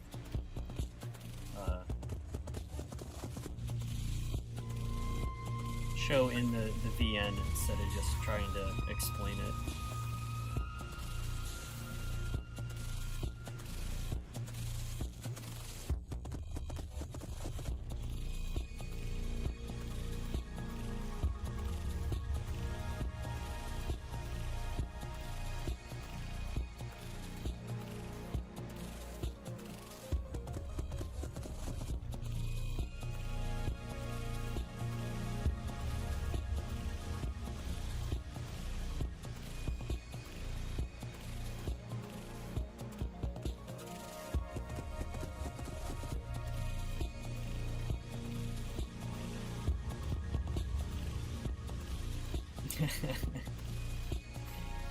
North Scrimshaw, exactly the same except the whales have built-in torpedo. Well, technically North Scrimshaw is in South Scrimshaw. It is one of the islands of the Chartreuse archipelago.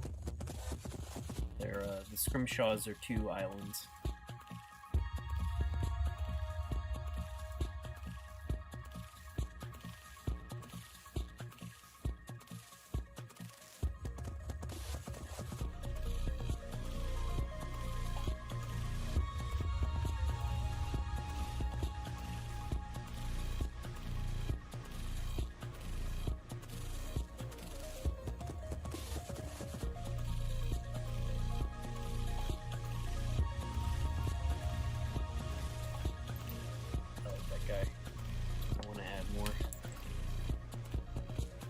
Alright, I need some round fish.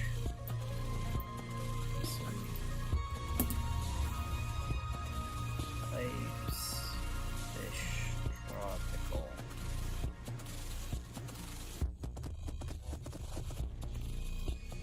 South Scrimshaw brought to you by Magic Spoon.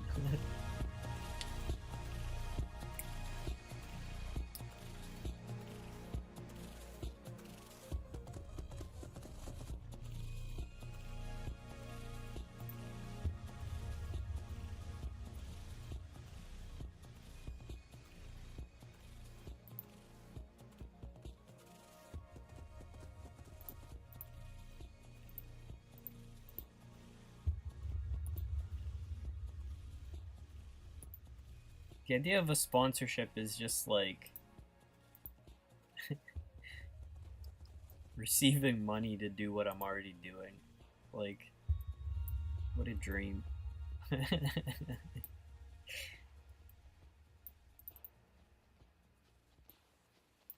think you have to be popular to get sponsorships.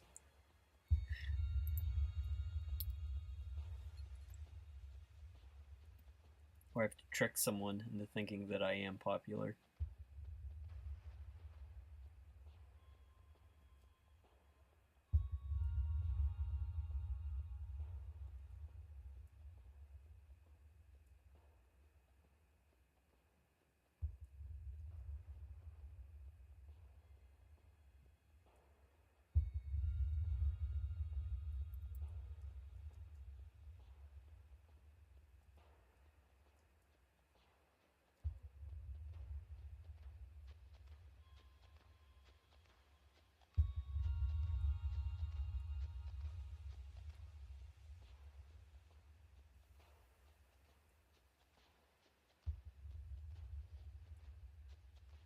I probably would also be picky about taking money from stuff like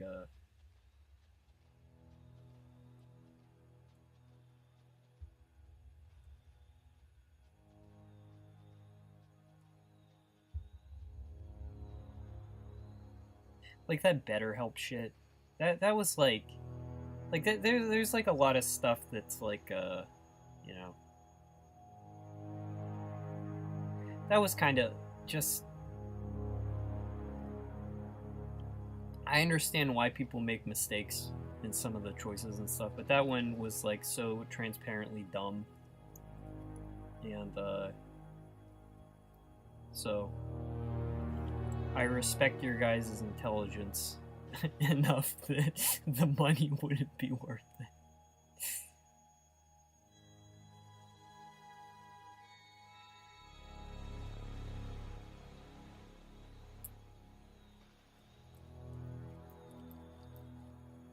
Thanks for stopping by, Sharon.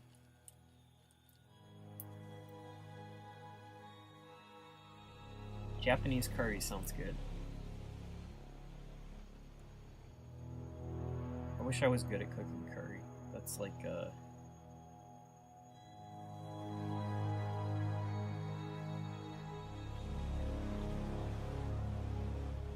don't want to invest in all the spices yet. You know.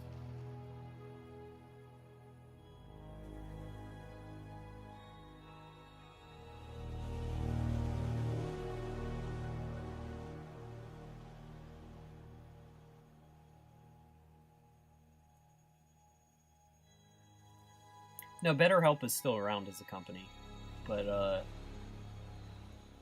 that disastrous ad campaign and the way some people just like really were selling it was always going to be part of its reputation, I think.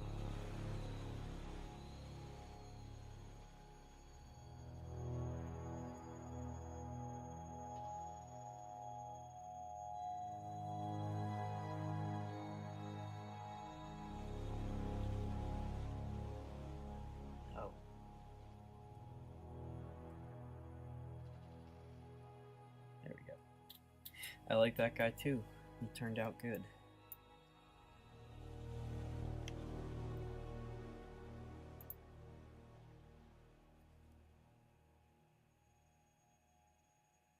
Curry blocks. Oh yeah, like spices in... Huh. That sounds good.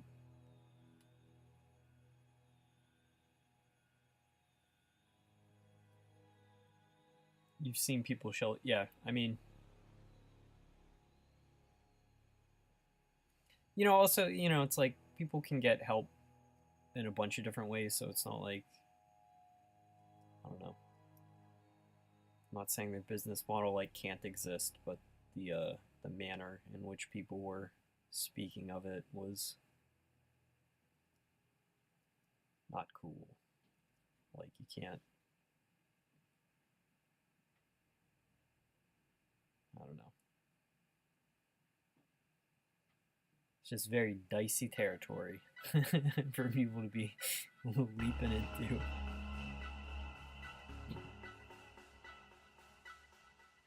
Fish are a wonder, I agree.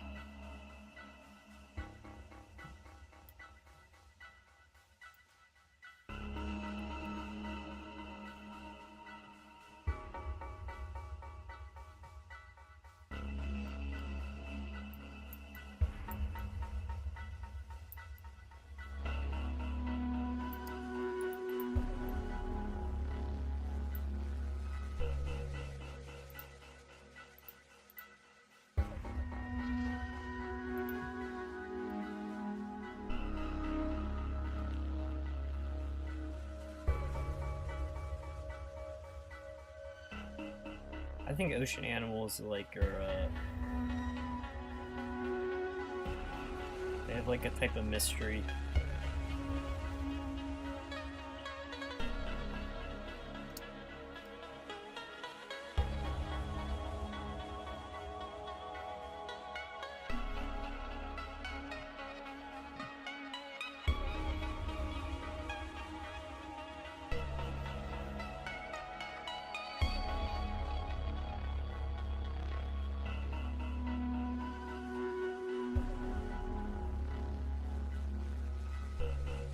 yeah, I don't know. I don't really like the best way to. I'm trying to think of the best way to phrase it, but it's just like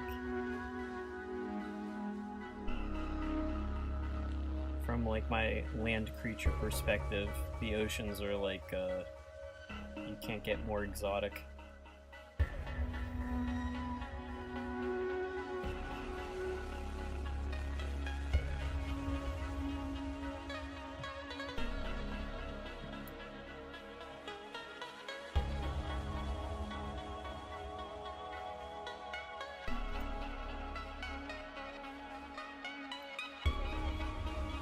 Are there any deep sea animals in South Scrimshaw? I haven't done any like abyssal stuff yet, and I feel like that's something that has to, you know, it's like if you're talking about the ocean, it'd be a major oversight to not do abyss stuff. But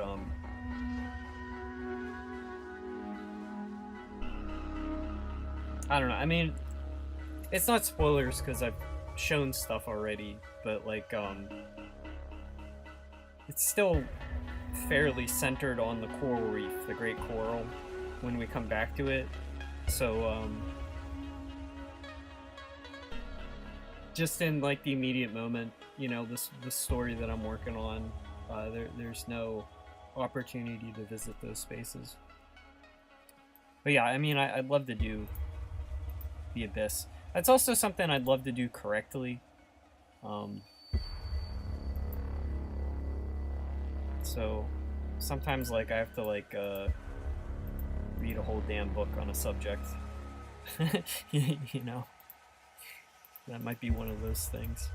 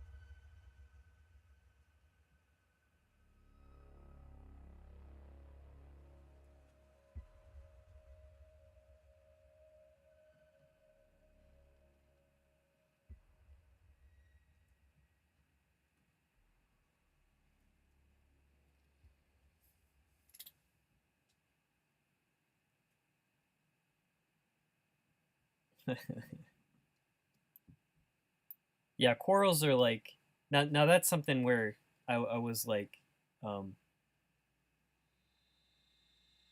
there's coral reef at the end of part 1, but even that I felt like it wasn't enough, so we have to go back. You know, it's like there's like a density and wildness to coral reefs that I want to show more than once. But also, I mean, the great coral stuff is pretty instrumental to the whales.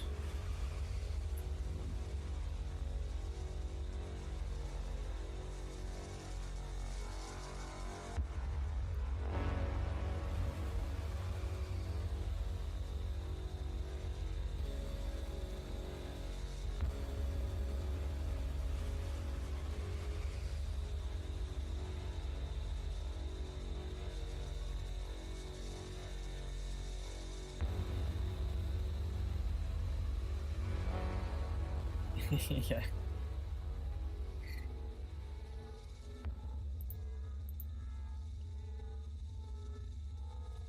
I would be like it would take a lot for me to get the nerve to go like swimming in like certain like deep sea areas like I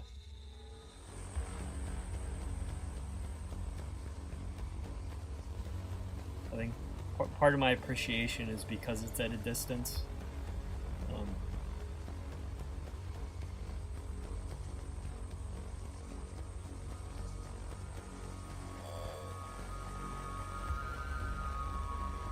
Like, it's not like thalassophobia, is it like the fear of the deep, but like I feel like that's like a very natural human reaction in the same way that like feeling nervous around great heights provokes anxiety, because it's like you're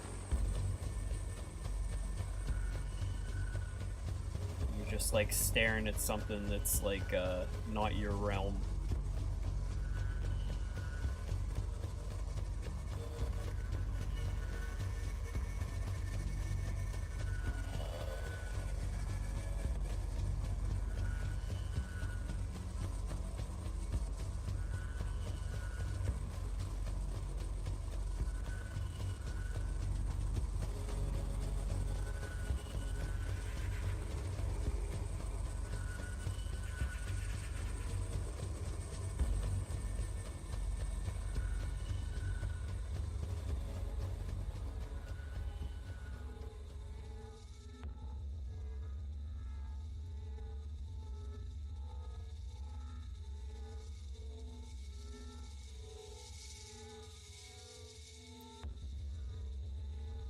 You gotta have a floaty.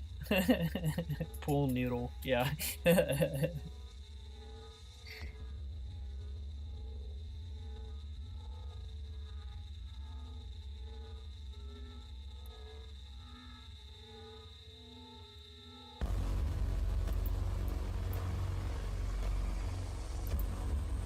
is one of my goals in life to do the shark cage thing.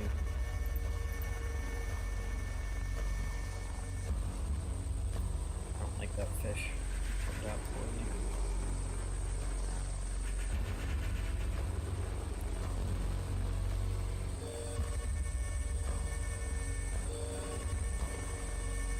This music's getting kind of intense.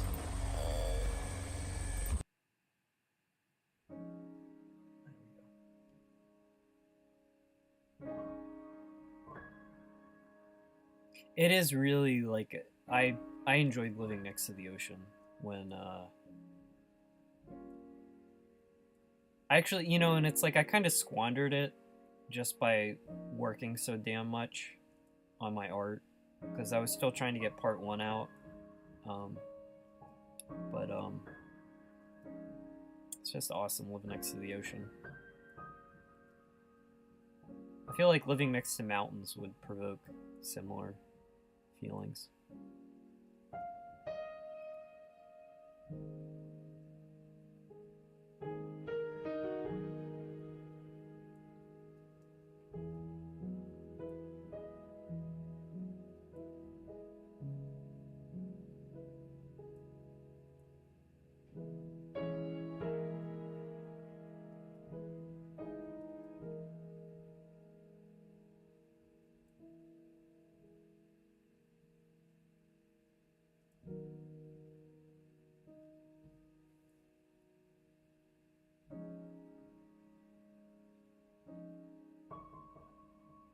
I'm keeping these fairly simple because there's this like dynamic I don't want to interrupt going on there.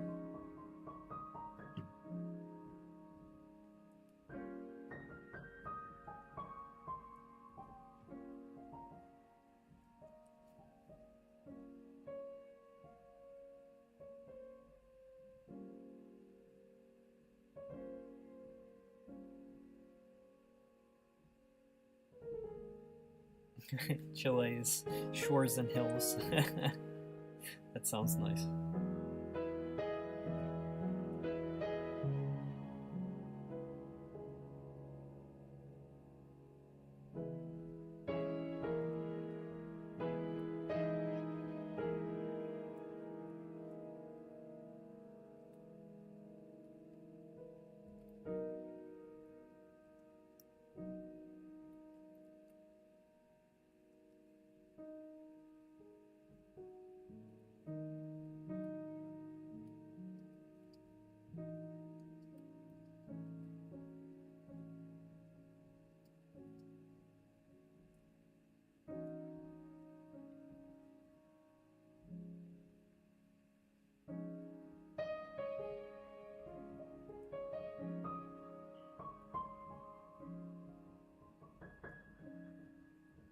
where I'm at right now, like, pretty nice nature as well. It's nothing like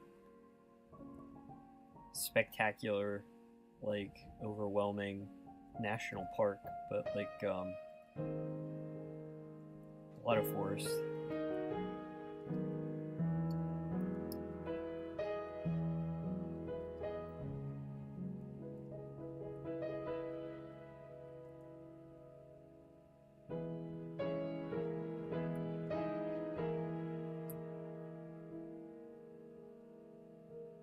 But again, it's like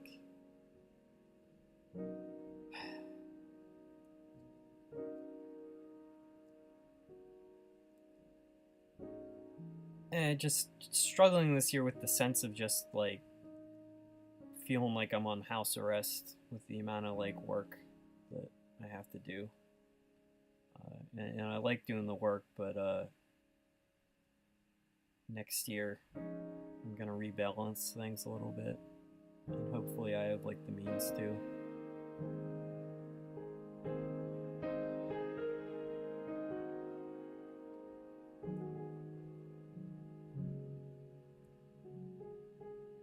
I got a new bike. That's also huge. My last bike was destroyed in the car crash I was in last year. And some bozo ran a stop sign. And my car was on the back, or my bike was on the back of the car, and the impact bent the like. He didn't hit the bike, but the impact of my car bent the frame on the bike still, and then they couldn't bend it back into shape without popping a weld, so it was just basically totaled. And I got insurance money for it, but the replacement car cost twice as much as the the value of the car that was totaled. So like,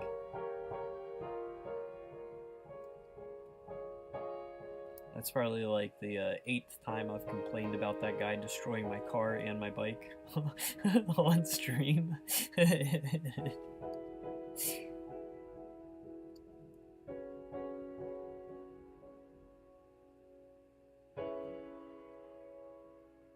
Bozo. I posted a picture of my smashed up car on Twitter. It'll probably be like sometime last year.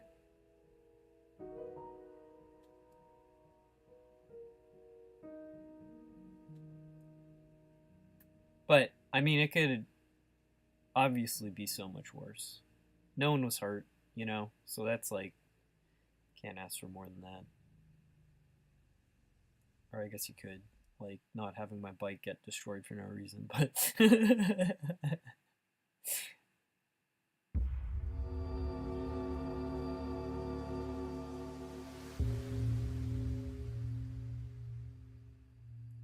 My point is, it could have been a lot worse.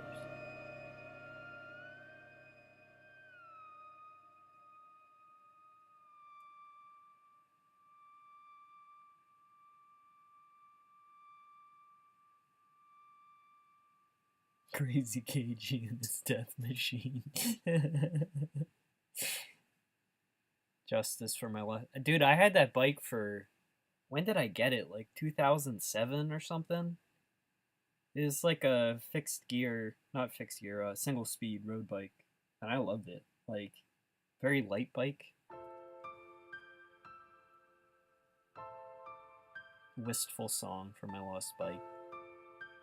I'm very, like, attached. Like, I don't own a lot of stuff, but, like, when you have something for that long, I don't know.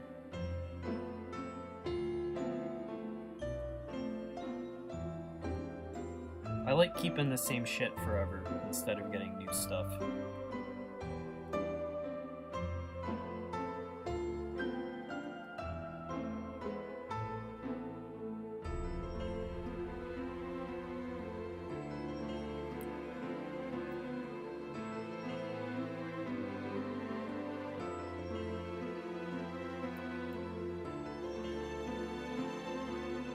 I think the bike I got now it's like it's got wider tires, but it's still like the frame is kind of like road bike, so it's not like off-road.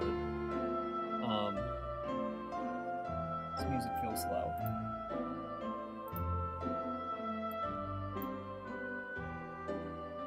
But it's red. It was probably made in the 70s. It's attractively vintage in a way that I appreciate.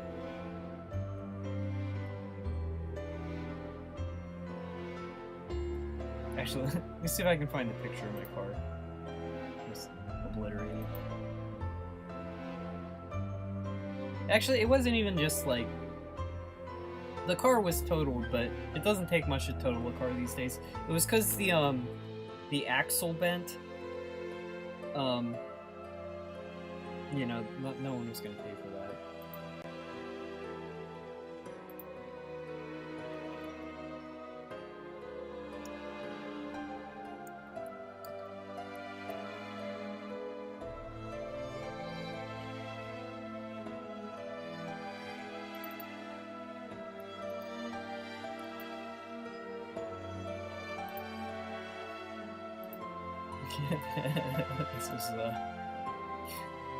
This was my Twitter post.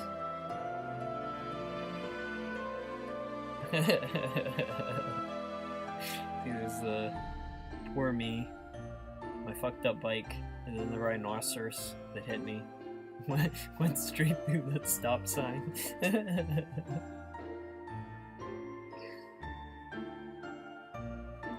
Yeah, man, that's my computer in the back too. That I would have been hosed if that had been. But yeah, the wheel was like.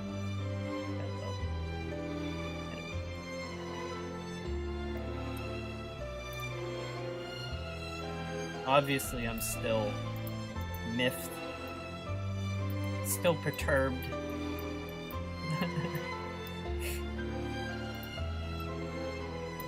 Still slightly agitated.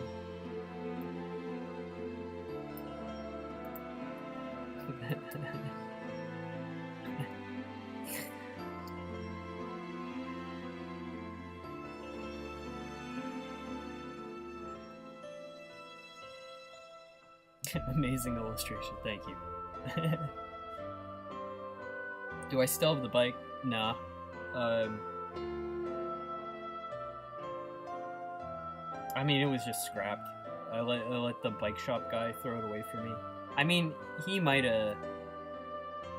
I don't know. He could have sold it for a few bucks, but it's not like he would have gotten much.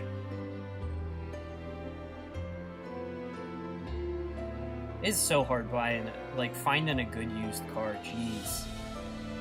That was... It, like, ate up a month. And some of the crap I was looking at, like, gosh.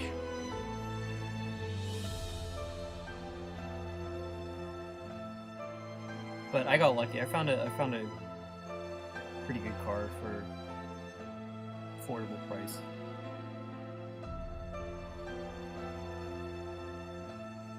So it all worked out. That car that got destroyed also was starting to have like some emission weirdness. Passing inspection was going to be expensive.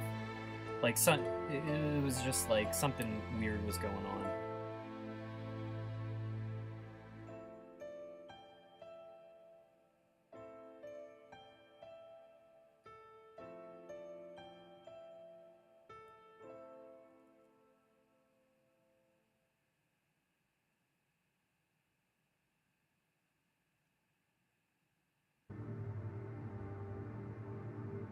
I mean, stripping a bike for parts, it's like there's like the frame, and like that's the only expensive part. Like everything else, it's like, you know, it's cheap in comparison.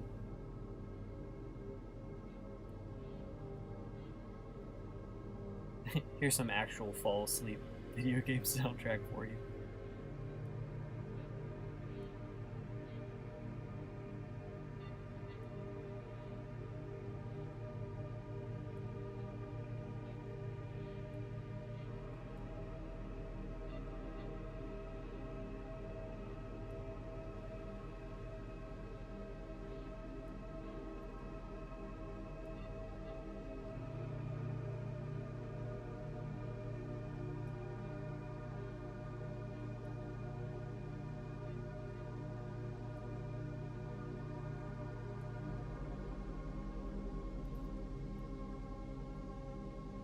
Oh yeah. Mix, yeah. I was driving Mix to work, and we start smelling something awful, and we're like, geez, is there like the chemical plant on fire or something? It's like but anyway, what the seat heater in my car had malfunctioned and burned a hole through the seat and burned a hole through like my wool pea coat that I was wearing. So it was like there was like an actual flame in the car. And like I hadn't noticed because like my coat was so thick, and I'm just like, wow, my seat warmer is really hot today.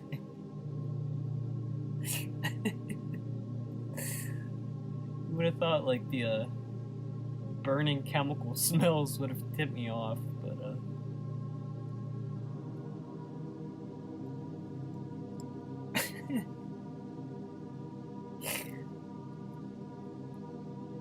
yeah, if I was like not wearing the coat, it was extremely funny.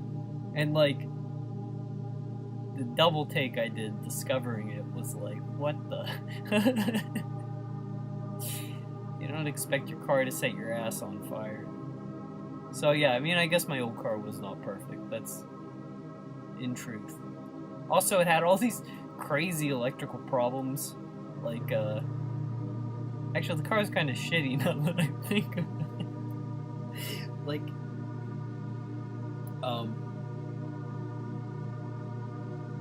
so it's like the circuit board that controls the car's computer was like faulty, and like the soldering, and it would just had aged out.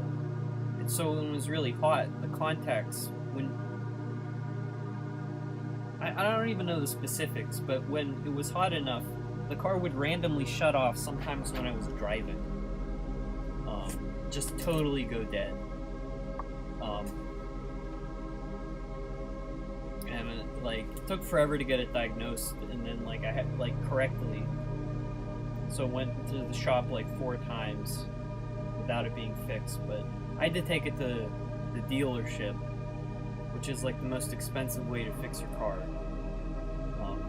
But I finally, like, after wasting all this money and time, bit the bullet, and they had to like actually order a new circuit board and fix it. So, and all that money was dumped into it right before this fucking bozo destroys it. So like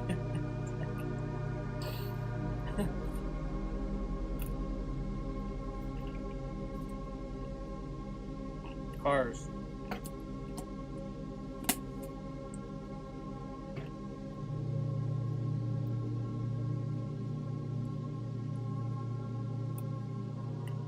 It was not a problem. That one was scary.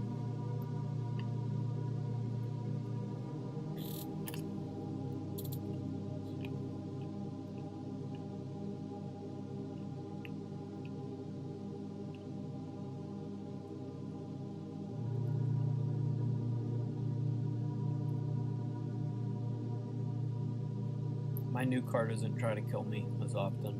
That's pretty nice.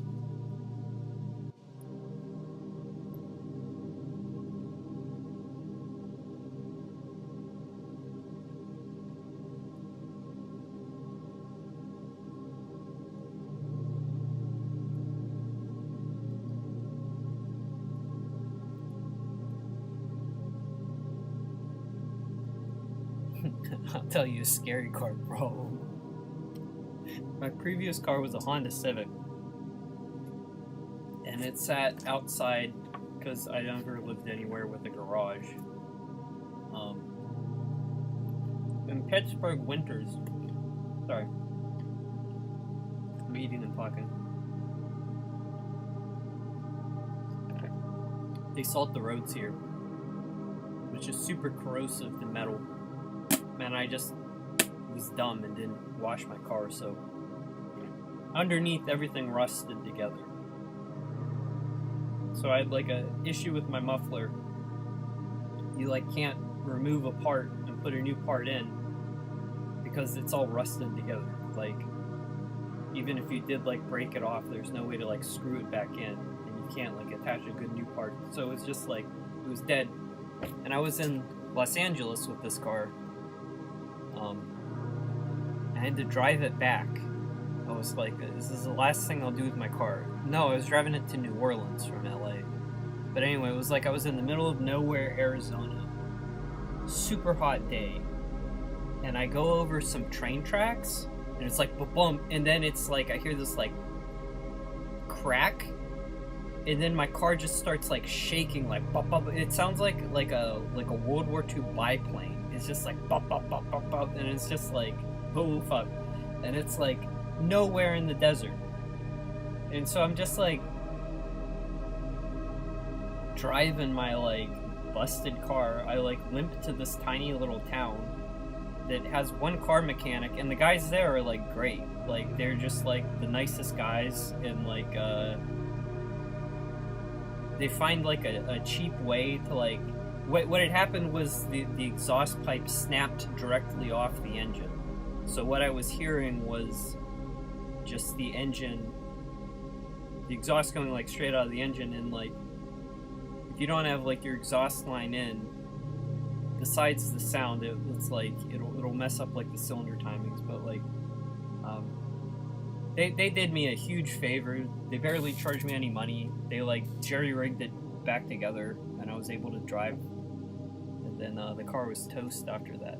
But those guys are great. Totally forget their names.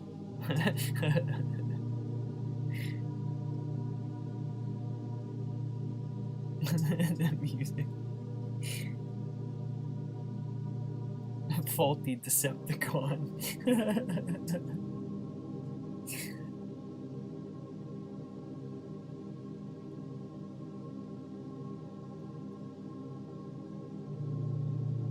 Yeah, ode to my dead car.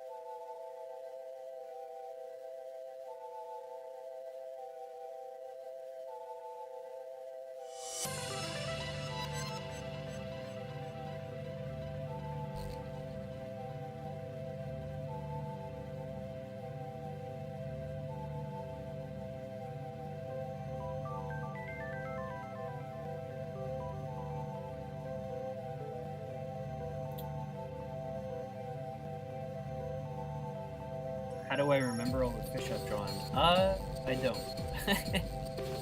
It's fine if they're repeats. In fact, I know there are a bunch of repeats. Like, people would come and request the same fish multiple times, which is fine. The big thing with the mural was just I just wanted the fish to be unique and not copy-pasted.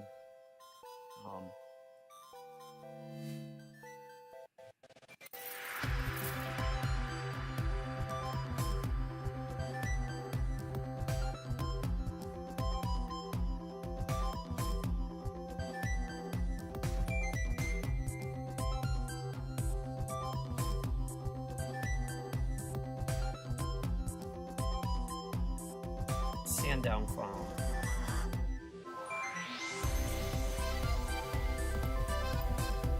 I think I did. It sounds familiar. Oh wait, yeah, I did. Actually, I forgot this group did.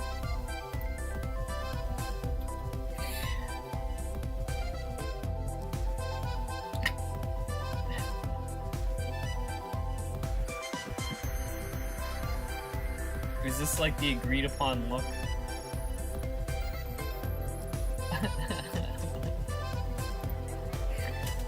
Alright, we'll do a sand down clone. He's gonna be tiny though.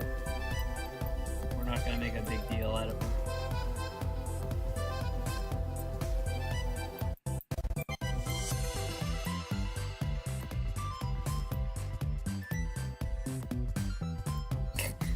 Such like a YouTuber thumbnail. That's how I should advertise South Scrimshaw, as like art and then you know, like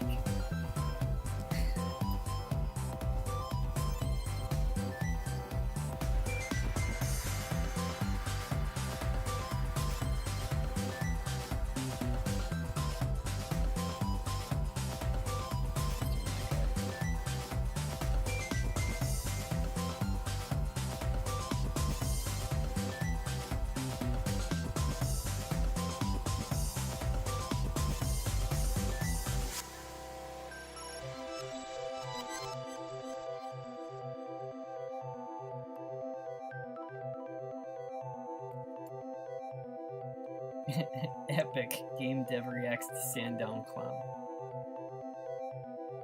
You won't believe what the Sandown Clown did.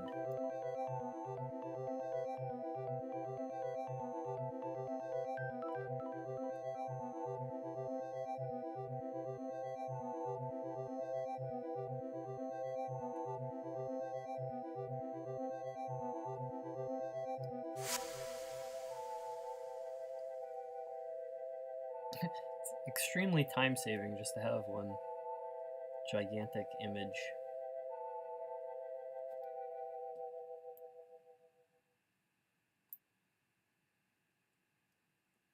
Triggerfish. Like I know there are like 8 triggerfish on this mural.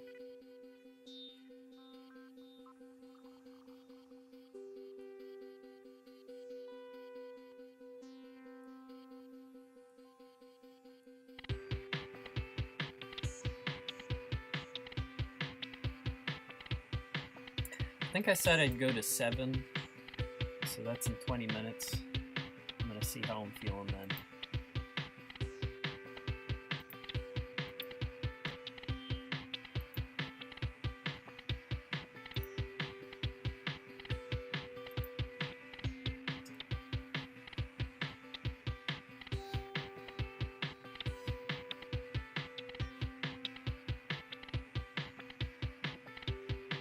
These guys are pretty ratty, the edges, but I don't mind that.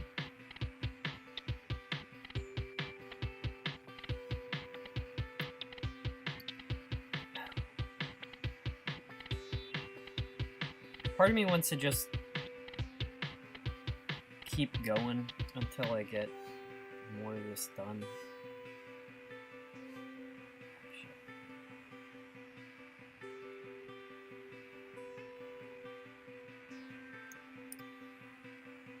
It's like filled up to there. And there's 1, 2, 3, 4, 5 to get to here. Another 5 to there. I will be exhausted by this point.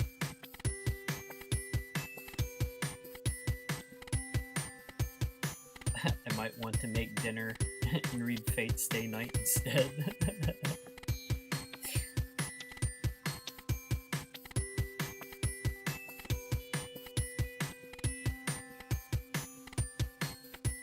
See how I'm feeling.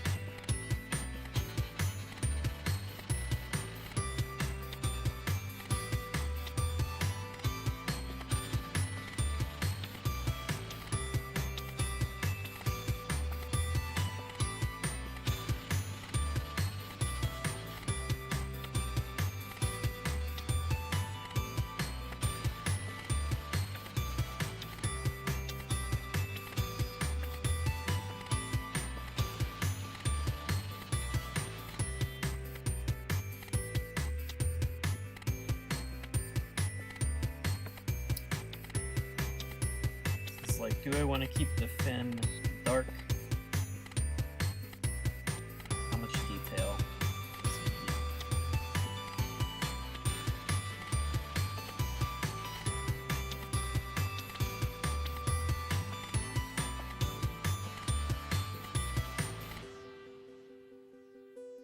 I think there are a bunch of fish on this that are redundant. Like, these aren't getting names, so I shouldn't, like, go too wild with fish that aren't donation fish. I feel like the lure needs a name, for sure. I think that's, like, my favorite one today, I think. Looks like a duck or something.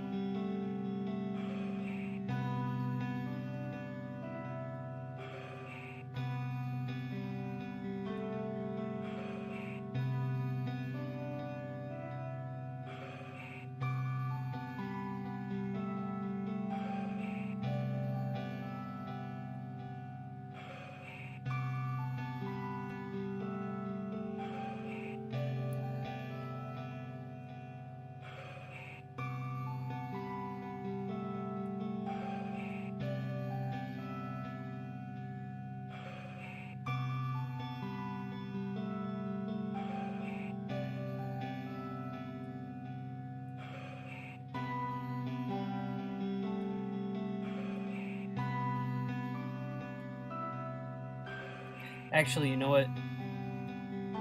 I'm not gonna try to push too hard on this tonight, because this is one of those things where it's like I would like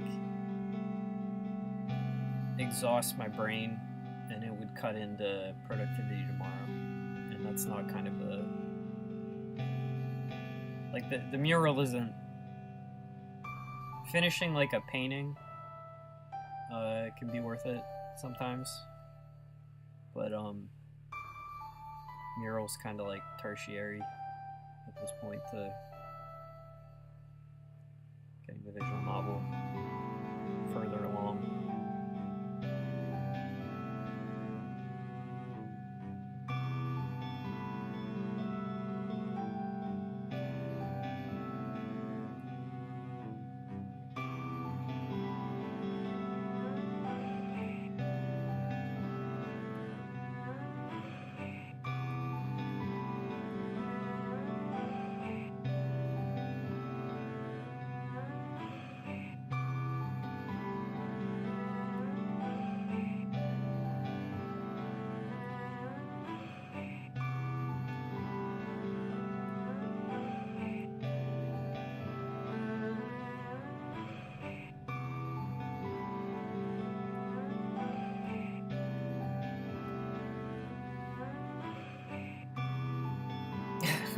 Oh no, I'll draw the stand-down clown next. I literally keep forgetting because it's not a familiar cryptid, you know. Let's do where does stand-down clown? I'm only gonna do that like round face thing.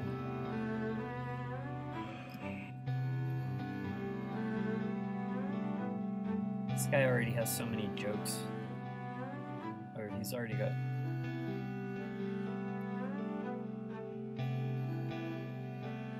Like weird joke stuff to be evenly dispersed throughout.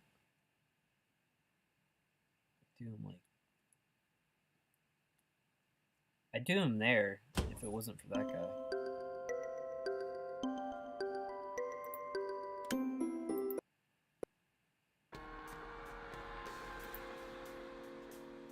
Friend of the children.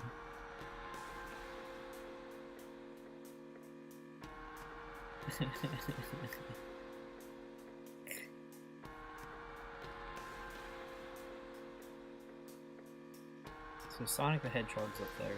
Maybe just down here. This one.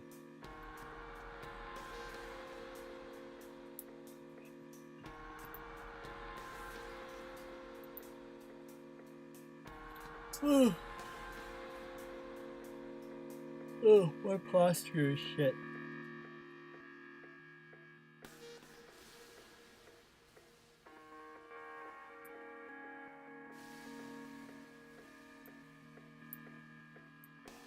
The stand down clown.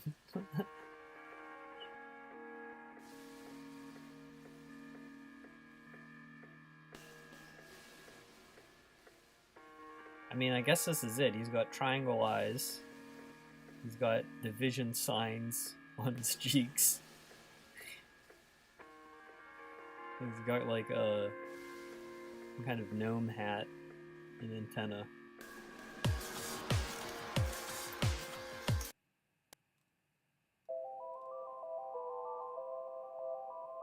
My power's fleeting. It's true. Black and white is the authentic one. Oh, this one? So this is the original. Okay. That is actually kind of a pretty sweet drawing.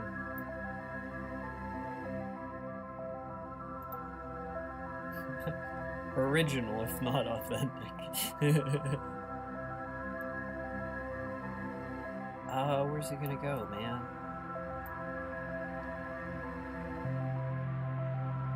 This is looking... Because before I was like, I gotta end the mural on a really dense spot. And this is properly dense. I like, when I zoom out, this is what I wanted it to look like. I feel good about this. Because it kind of like, as it went on, the things got larger and not as pressed together.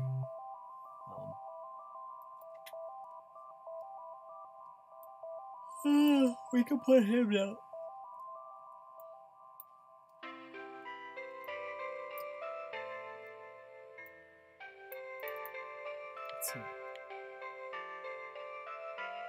Kind of doesn't look correct, inverted.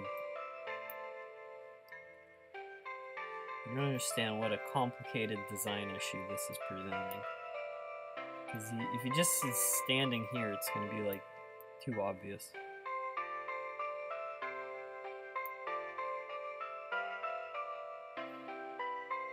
And I don't, it's like I want it to end not with anything gimmicky.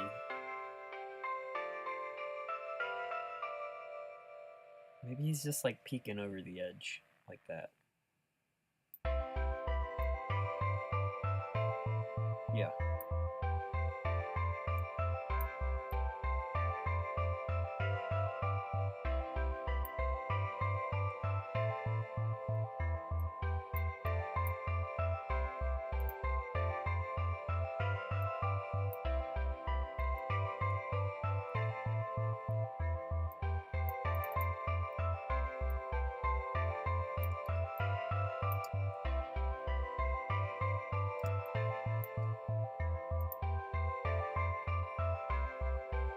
Someone else is gonna know what the Sandown Clown is, and they're gonna be like, "It's the Sandown Clown, bro!" Like, they're gonna be so happy, probably. They're gonna give me all the credit.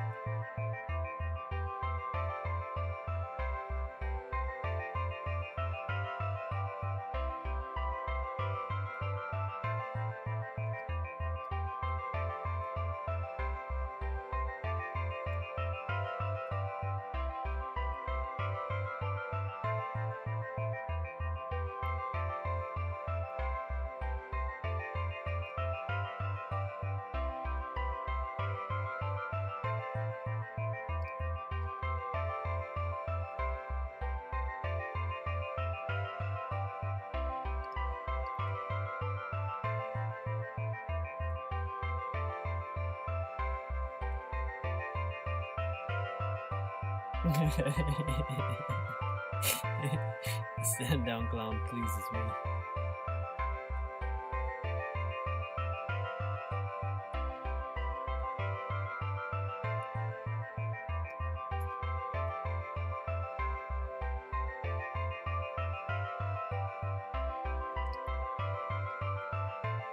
just cleaning this area up first.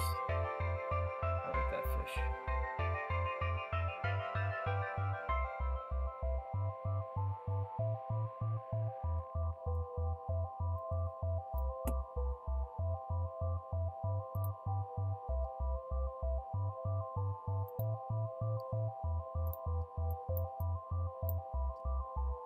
So that's that.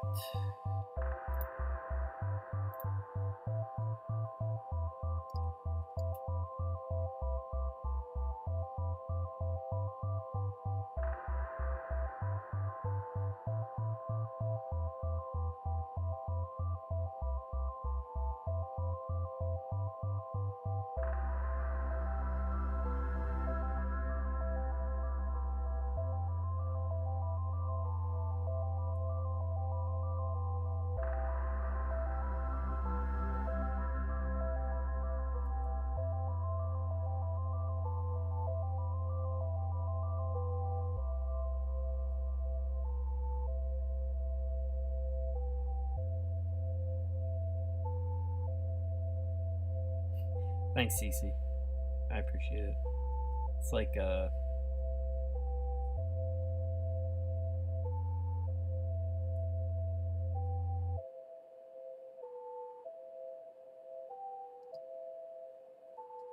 don't know. It's like,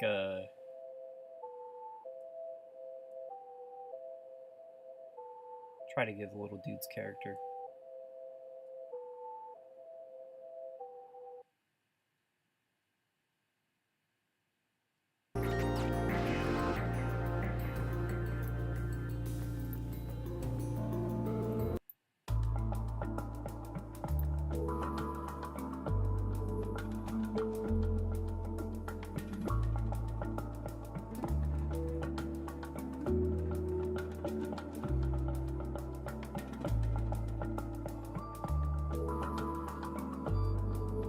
So is the Sandown Clown like wearing a mask, or was this his face? Because I'm kind of getting both from,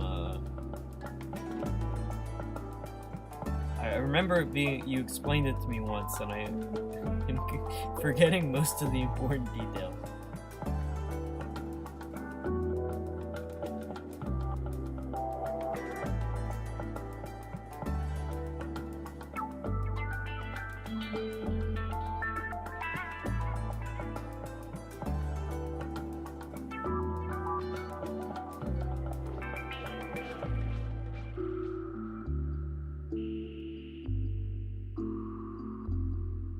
Space robot hobo. Say no more.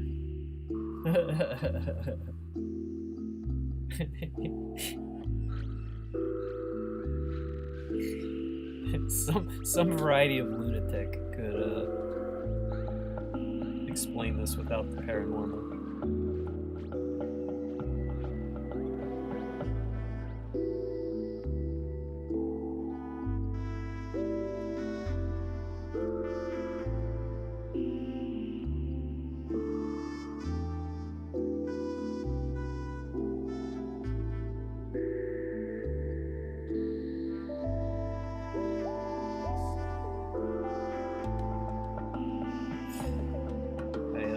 Probably should have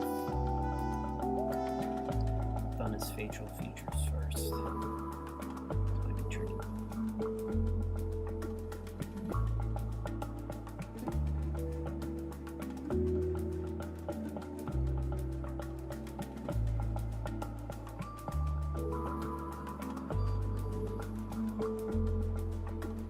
He led 2 children into his house and he ate seeds with his eyeballs. Allegedly. Yeah, I remember him being under the bridge. That part of the story stuck with me.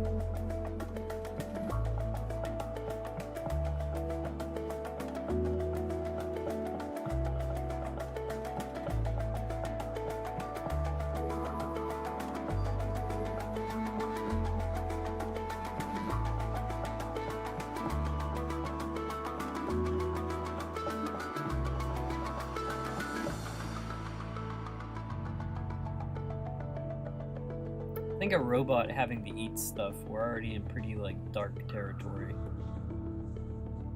would assume some demonic influence going on.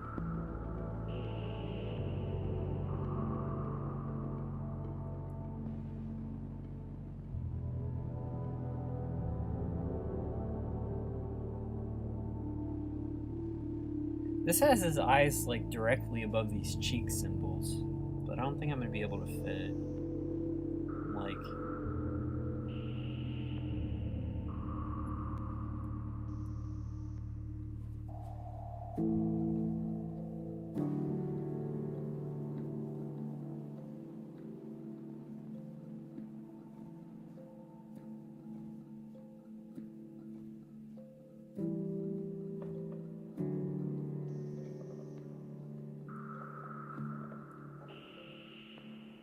maybe it was like a time traveler who had his brain scrambled by the act of time traveling. Like his robot hard drive couldn't take the G-forces or something.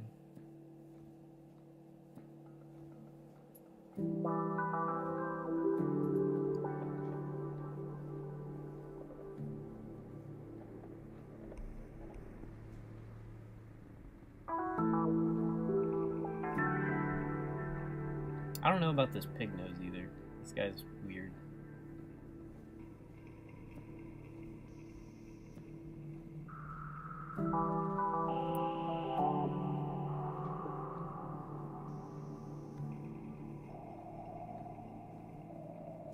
Yeah, that's Steins Gate. Yeah.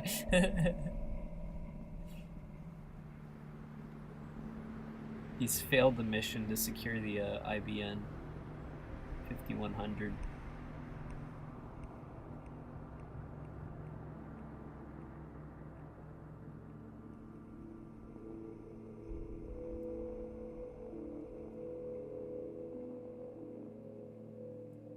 Apparently there was a Steins Gate movie. It was produced by the guy who wrote Steins Gate. It's probably crap, because all the other content outside of the original is bad.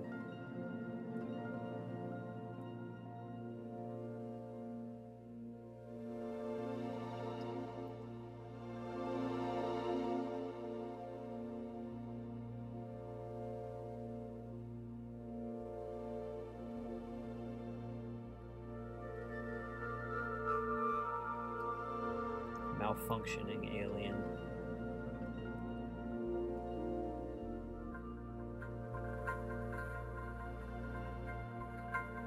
Thank you, Nightbot. I've removed all of Nightbot's janitorial permissions, so now it just occasionally mentions my website.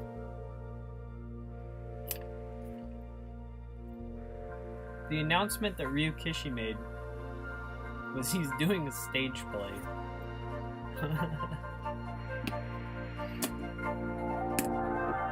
So, I completely don't care about that at all.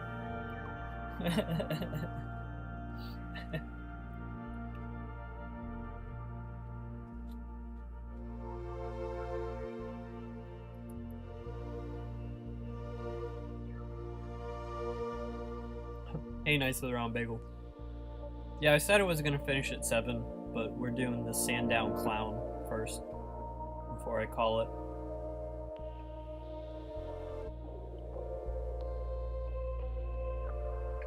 I guess it's an original stage play. It sounds stupid. It'll probably be crap because he's. I am down on its recent. Well, I don't know. I assume he's like wanted to do theater because that's how Higurashi originally began. Which is cool, you know.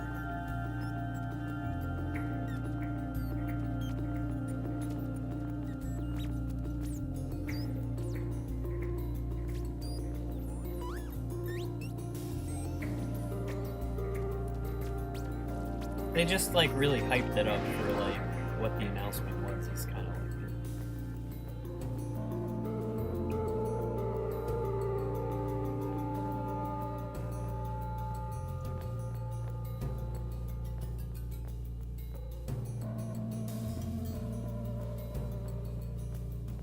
Rika will still be in it. Yeah, there will be a Rika analog. Actually, no, this will be a good way to test your theory. Like, which I agree with, but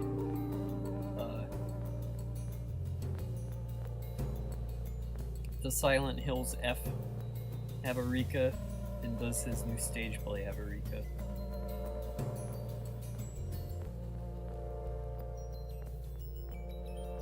Silent Hills probably given that there's a Rika character.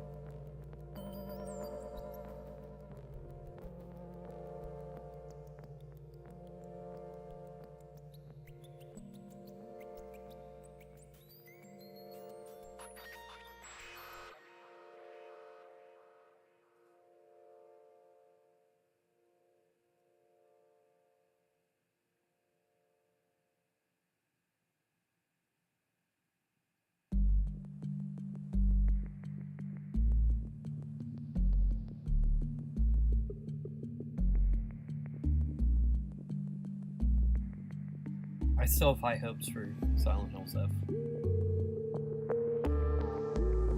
That's one that I think like could actually play to his strong suit.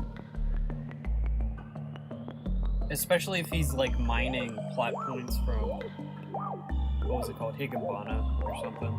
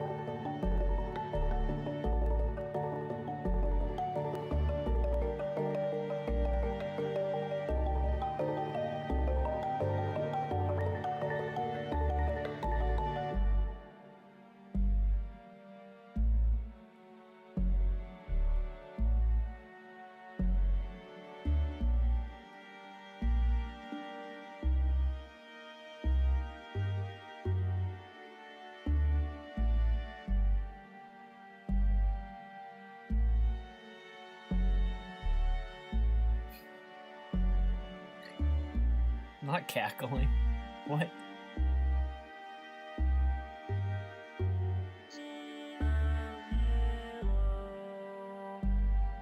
Oh, mixes.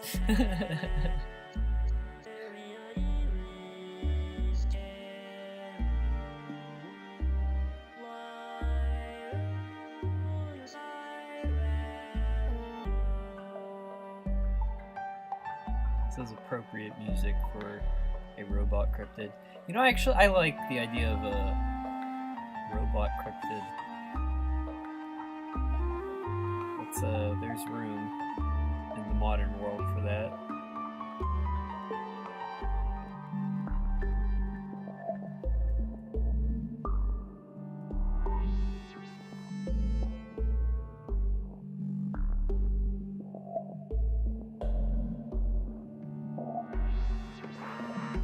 I think robots and AI can actually be like scary, and not in like a Terminator way, like in an Uncanny Valley type way.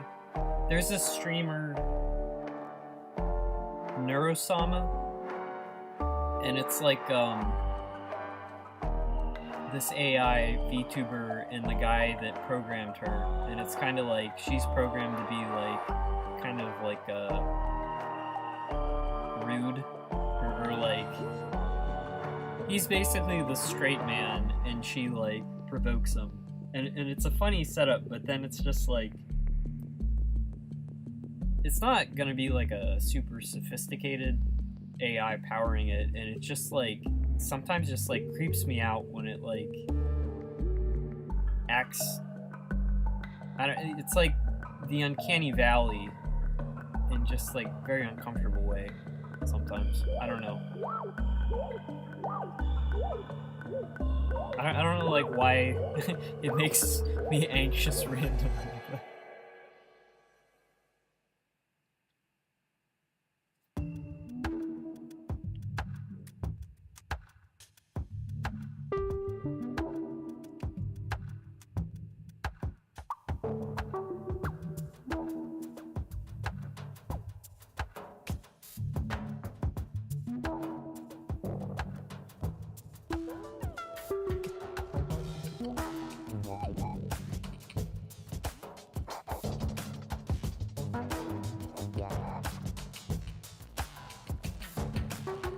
it's like with AI, you would have essentially, like if you did hit singularity and you had like consciousness,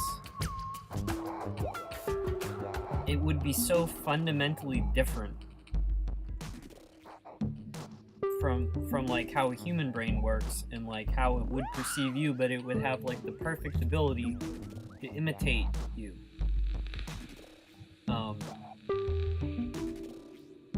And like even if it had like malicious intention, which like it probably would perceive you as like a different competing species, like the mask would be perfect.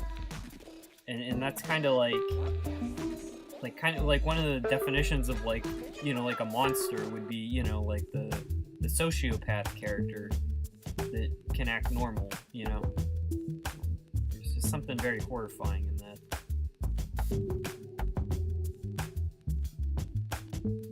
I don't know.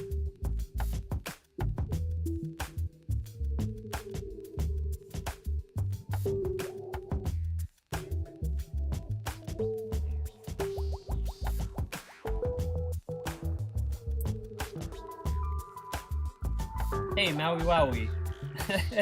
If you're watching stream, thank you so much.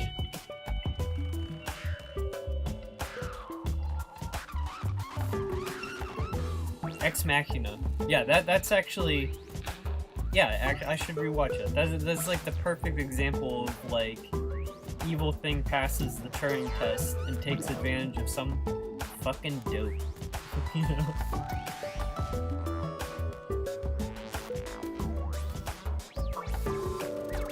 Mechanical cryptid that isn't a robot. Like it absorbed machinery inside it, like Gyo style.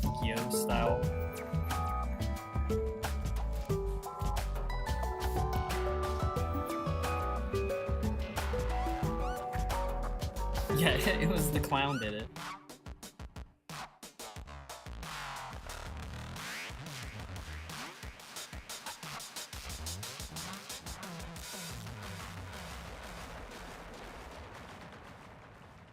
My favorite cryptids will always be the gray aliens.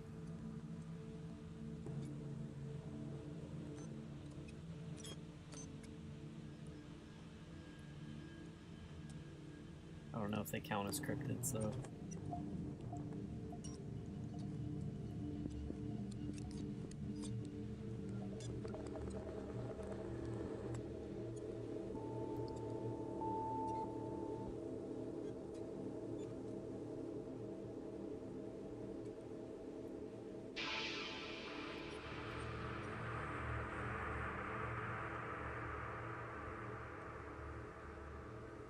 I can play you guys one of my favorite alien things.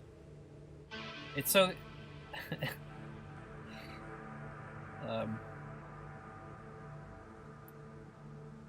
No, I don't identify with the Greys. I think Greys are super scary.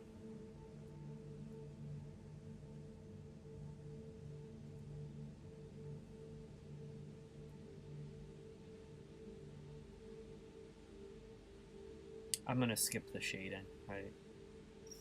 Just because I haven't been hatching anywhere else, it would look messed up if I started doing it.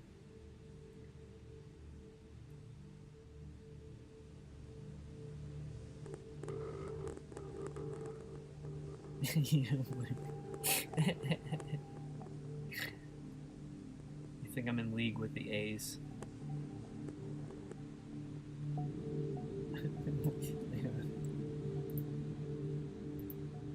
It's gonna be really loud, probably.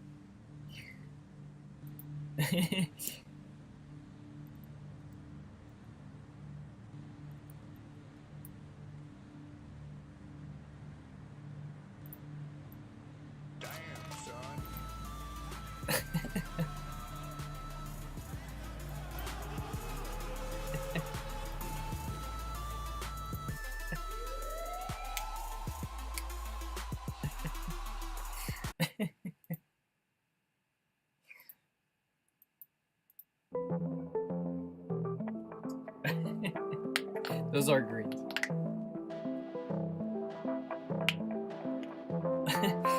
Yeah, it's from like 12 years ago.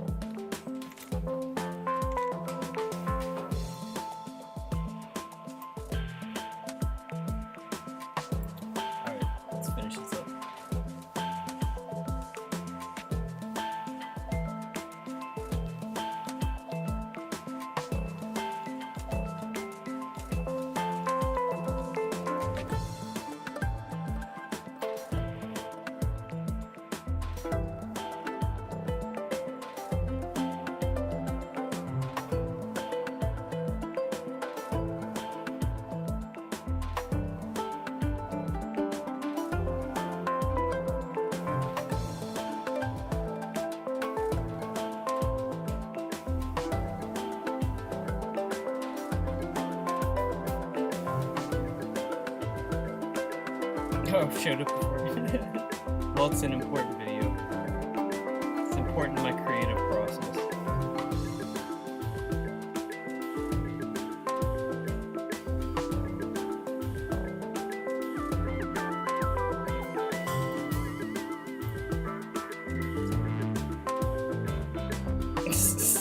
Alright, yeah, that guy works there. Excellent.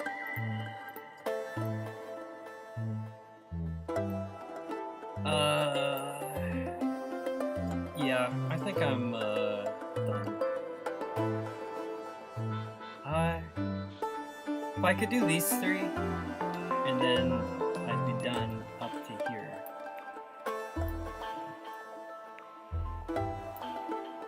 Instead of being to here, I'd be here. And that's just 3 more fish.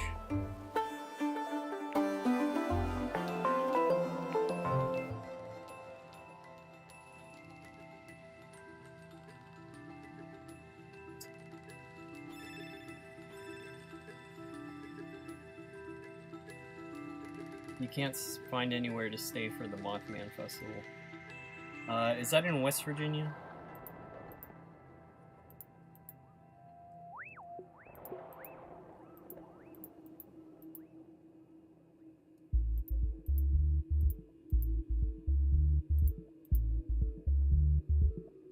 I might know someone who, living in West Virginia right now. Like, friend of a friend. But, I don't know if he'd even care to have us stay with him.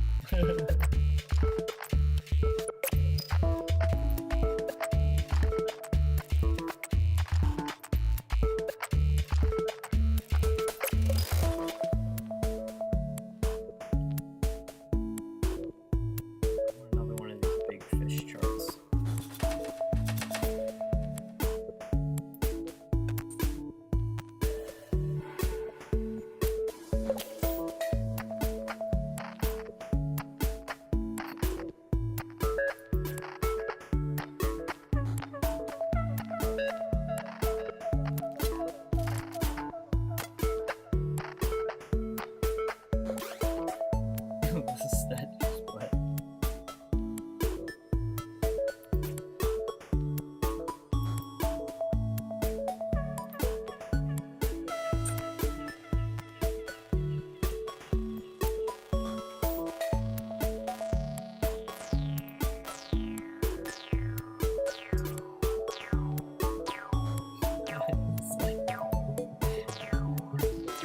Gotta get some singles before going to the Mothman Club.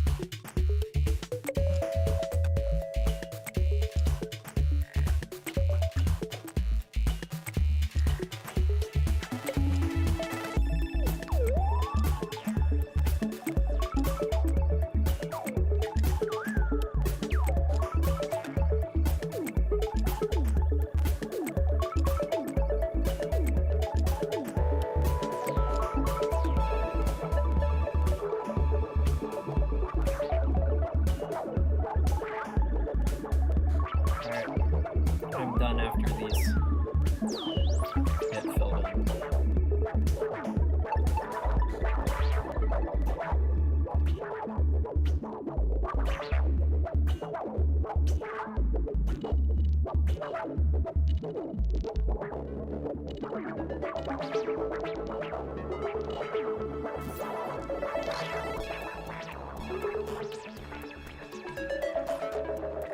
don't like that he looks like a man. It is very comic book look and interpretation, I feel.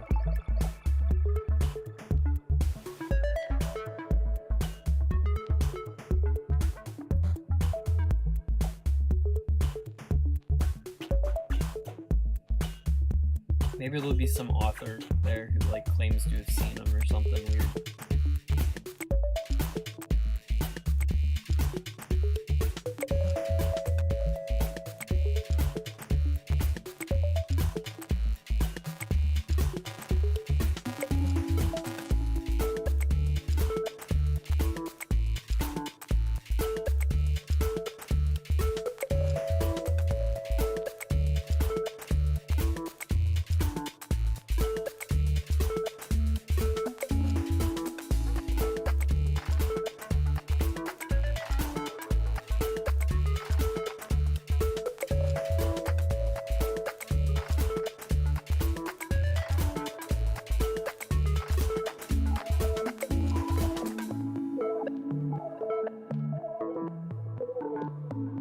The demon horse statue, yeah.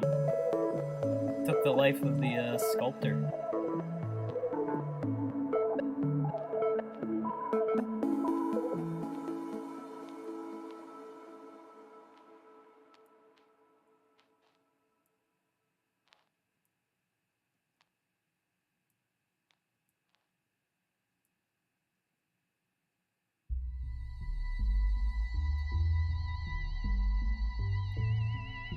My whale statue crushes me, you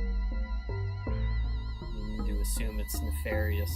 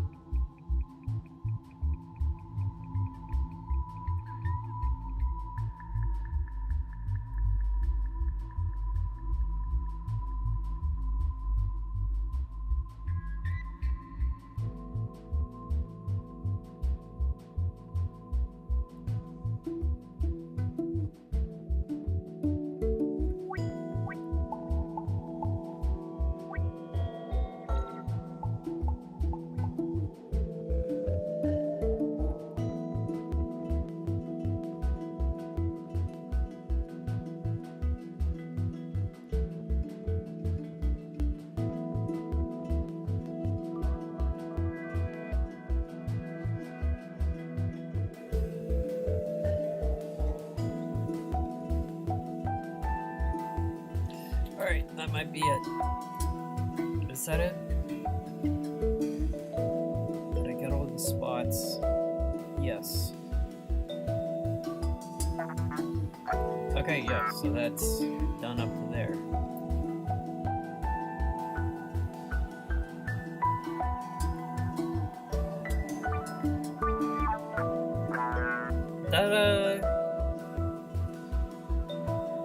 This is gonna look cool when it's all assembled.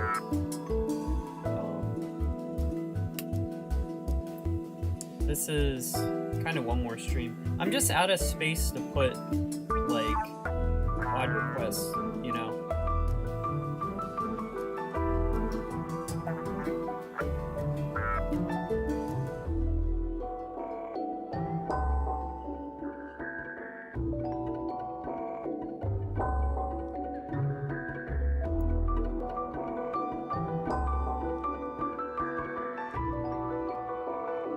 When an animal gets a taste for human blood, it's a thirst they cannot stay.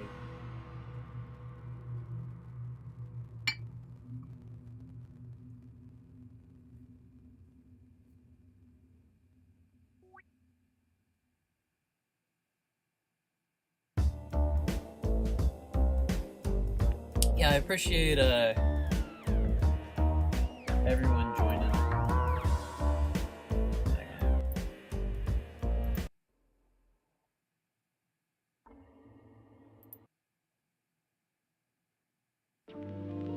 But yeah, so I probably won't stream till next Saturday. There's still some more to do in this, but I have got a lot of work to do on the visual novel itself, and there was a previous stream where I did just fish in a reef shot. I could do that again, but it like doesn't involve like, obviously, like I'm not taking requests if it's finished artwork for the game. Yeah, I don't know, if there's something I'm working on that's not something I want to spoil or give away, maybe I'll just stream that. I don't know. But yeah, folks. Hey, Dominic. Well, no, you just in time to catch the end. I appreciate you stopping by. CC, Knights of the Round Bagel, Sixes of Silver, Bix, Crow Wicked, Pingus, Velvet. Thanks everyone for showing up again. I mean, it really does make this stuff fun to work on. And even just like the, you know, it can be mind-numbing doing this many fish, but I'm happy with how this looks right now. Like, just this section, the density. I keep saying that, but it's the right look. I should like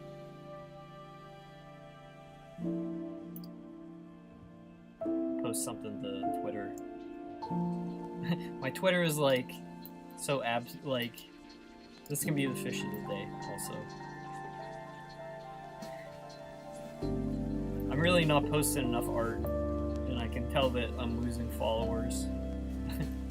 Which happens when you keep all your work secret. But it is what it is. I don't know.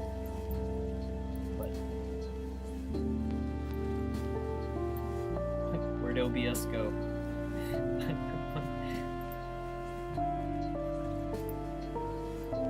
Alright.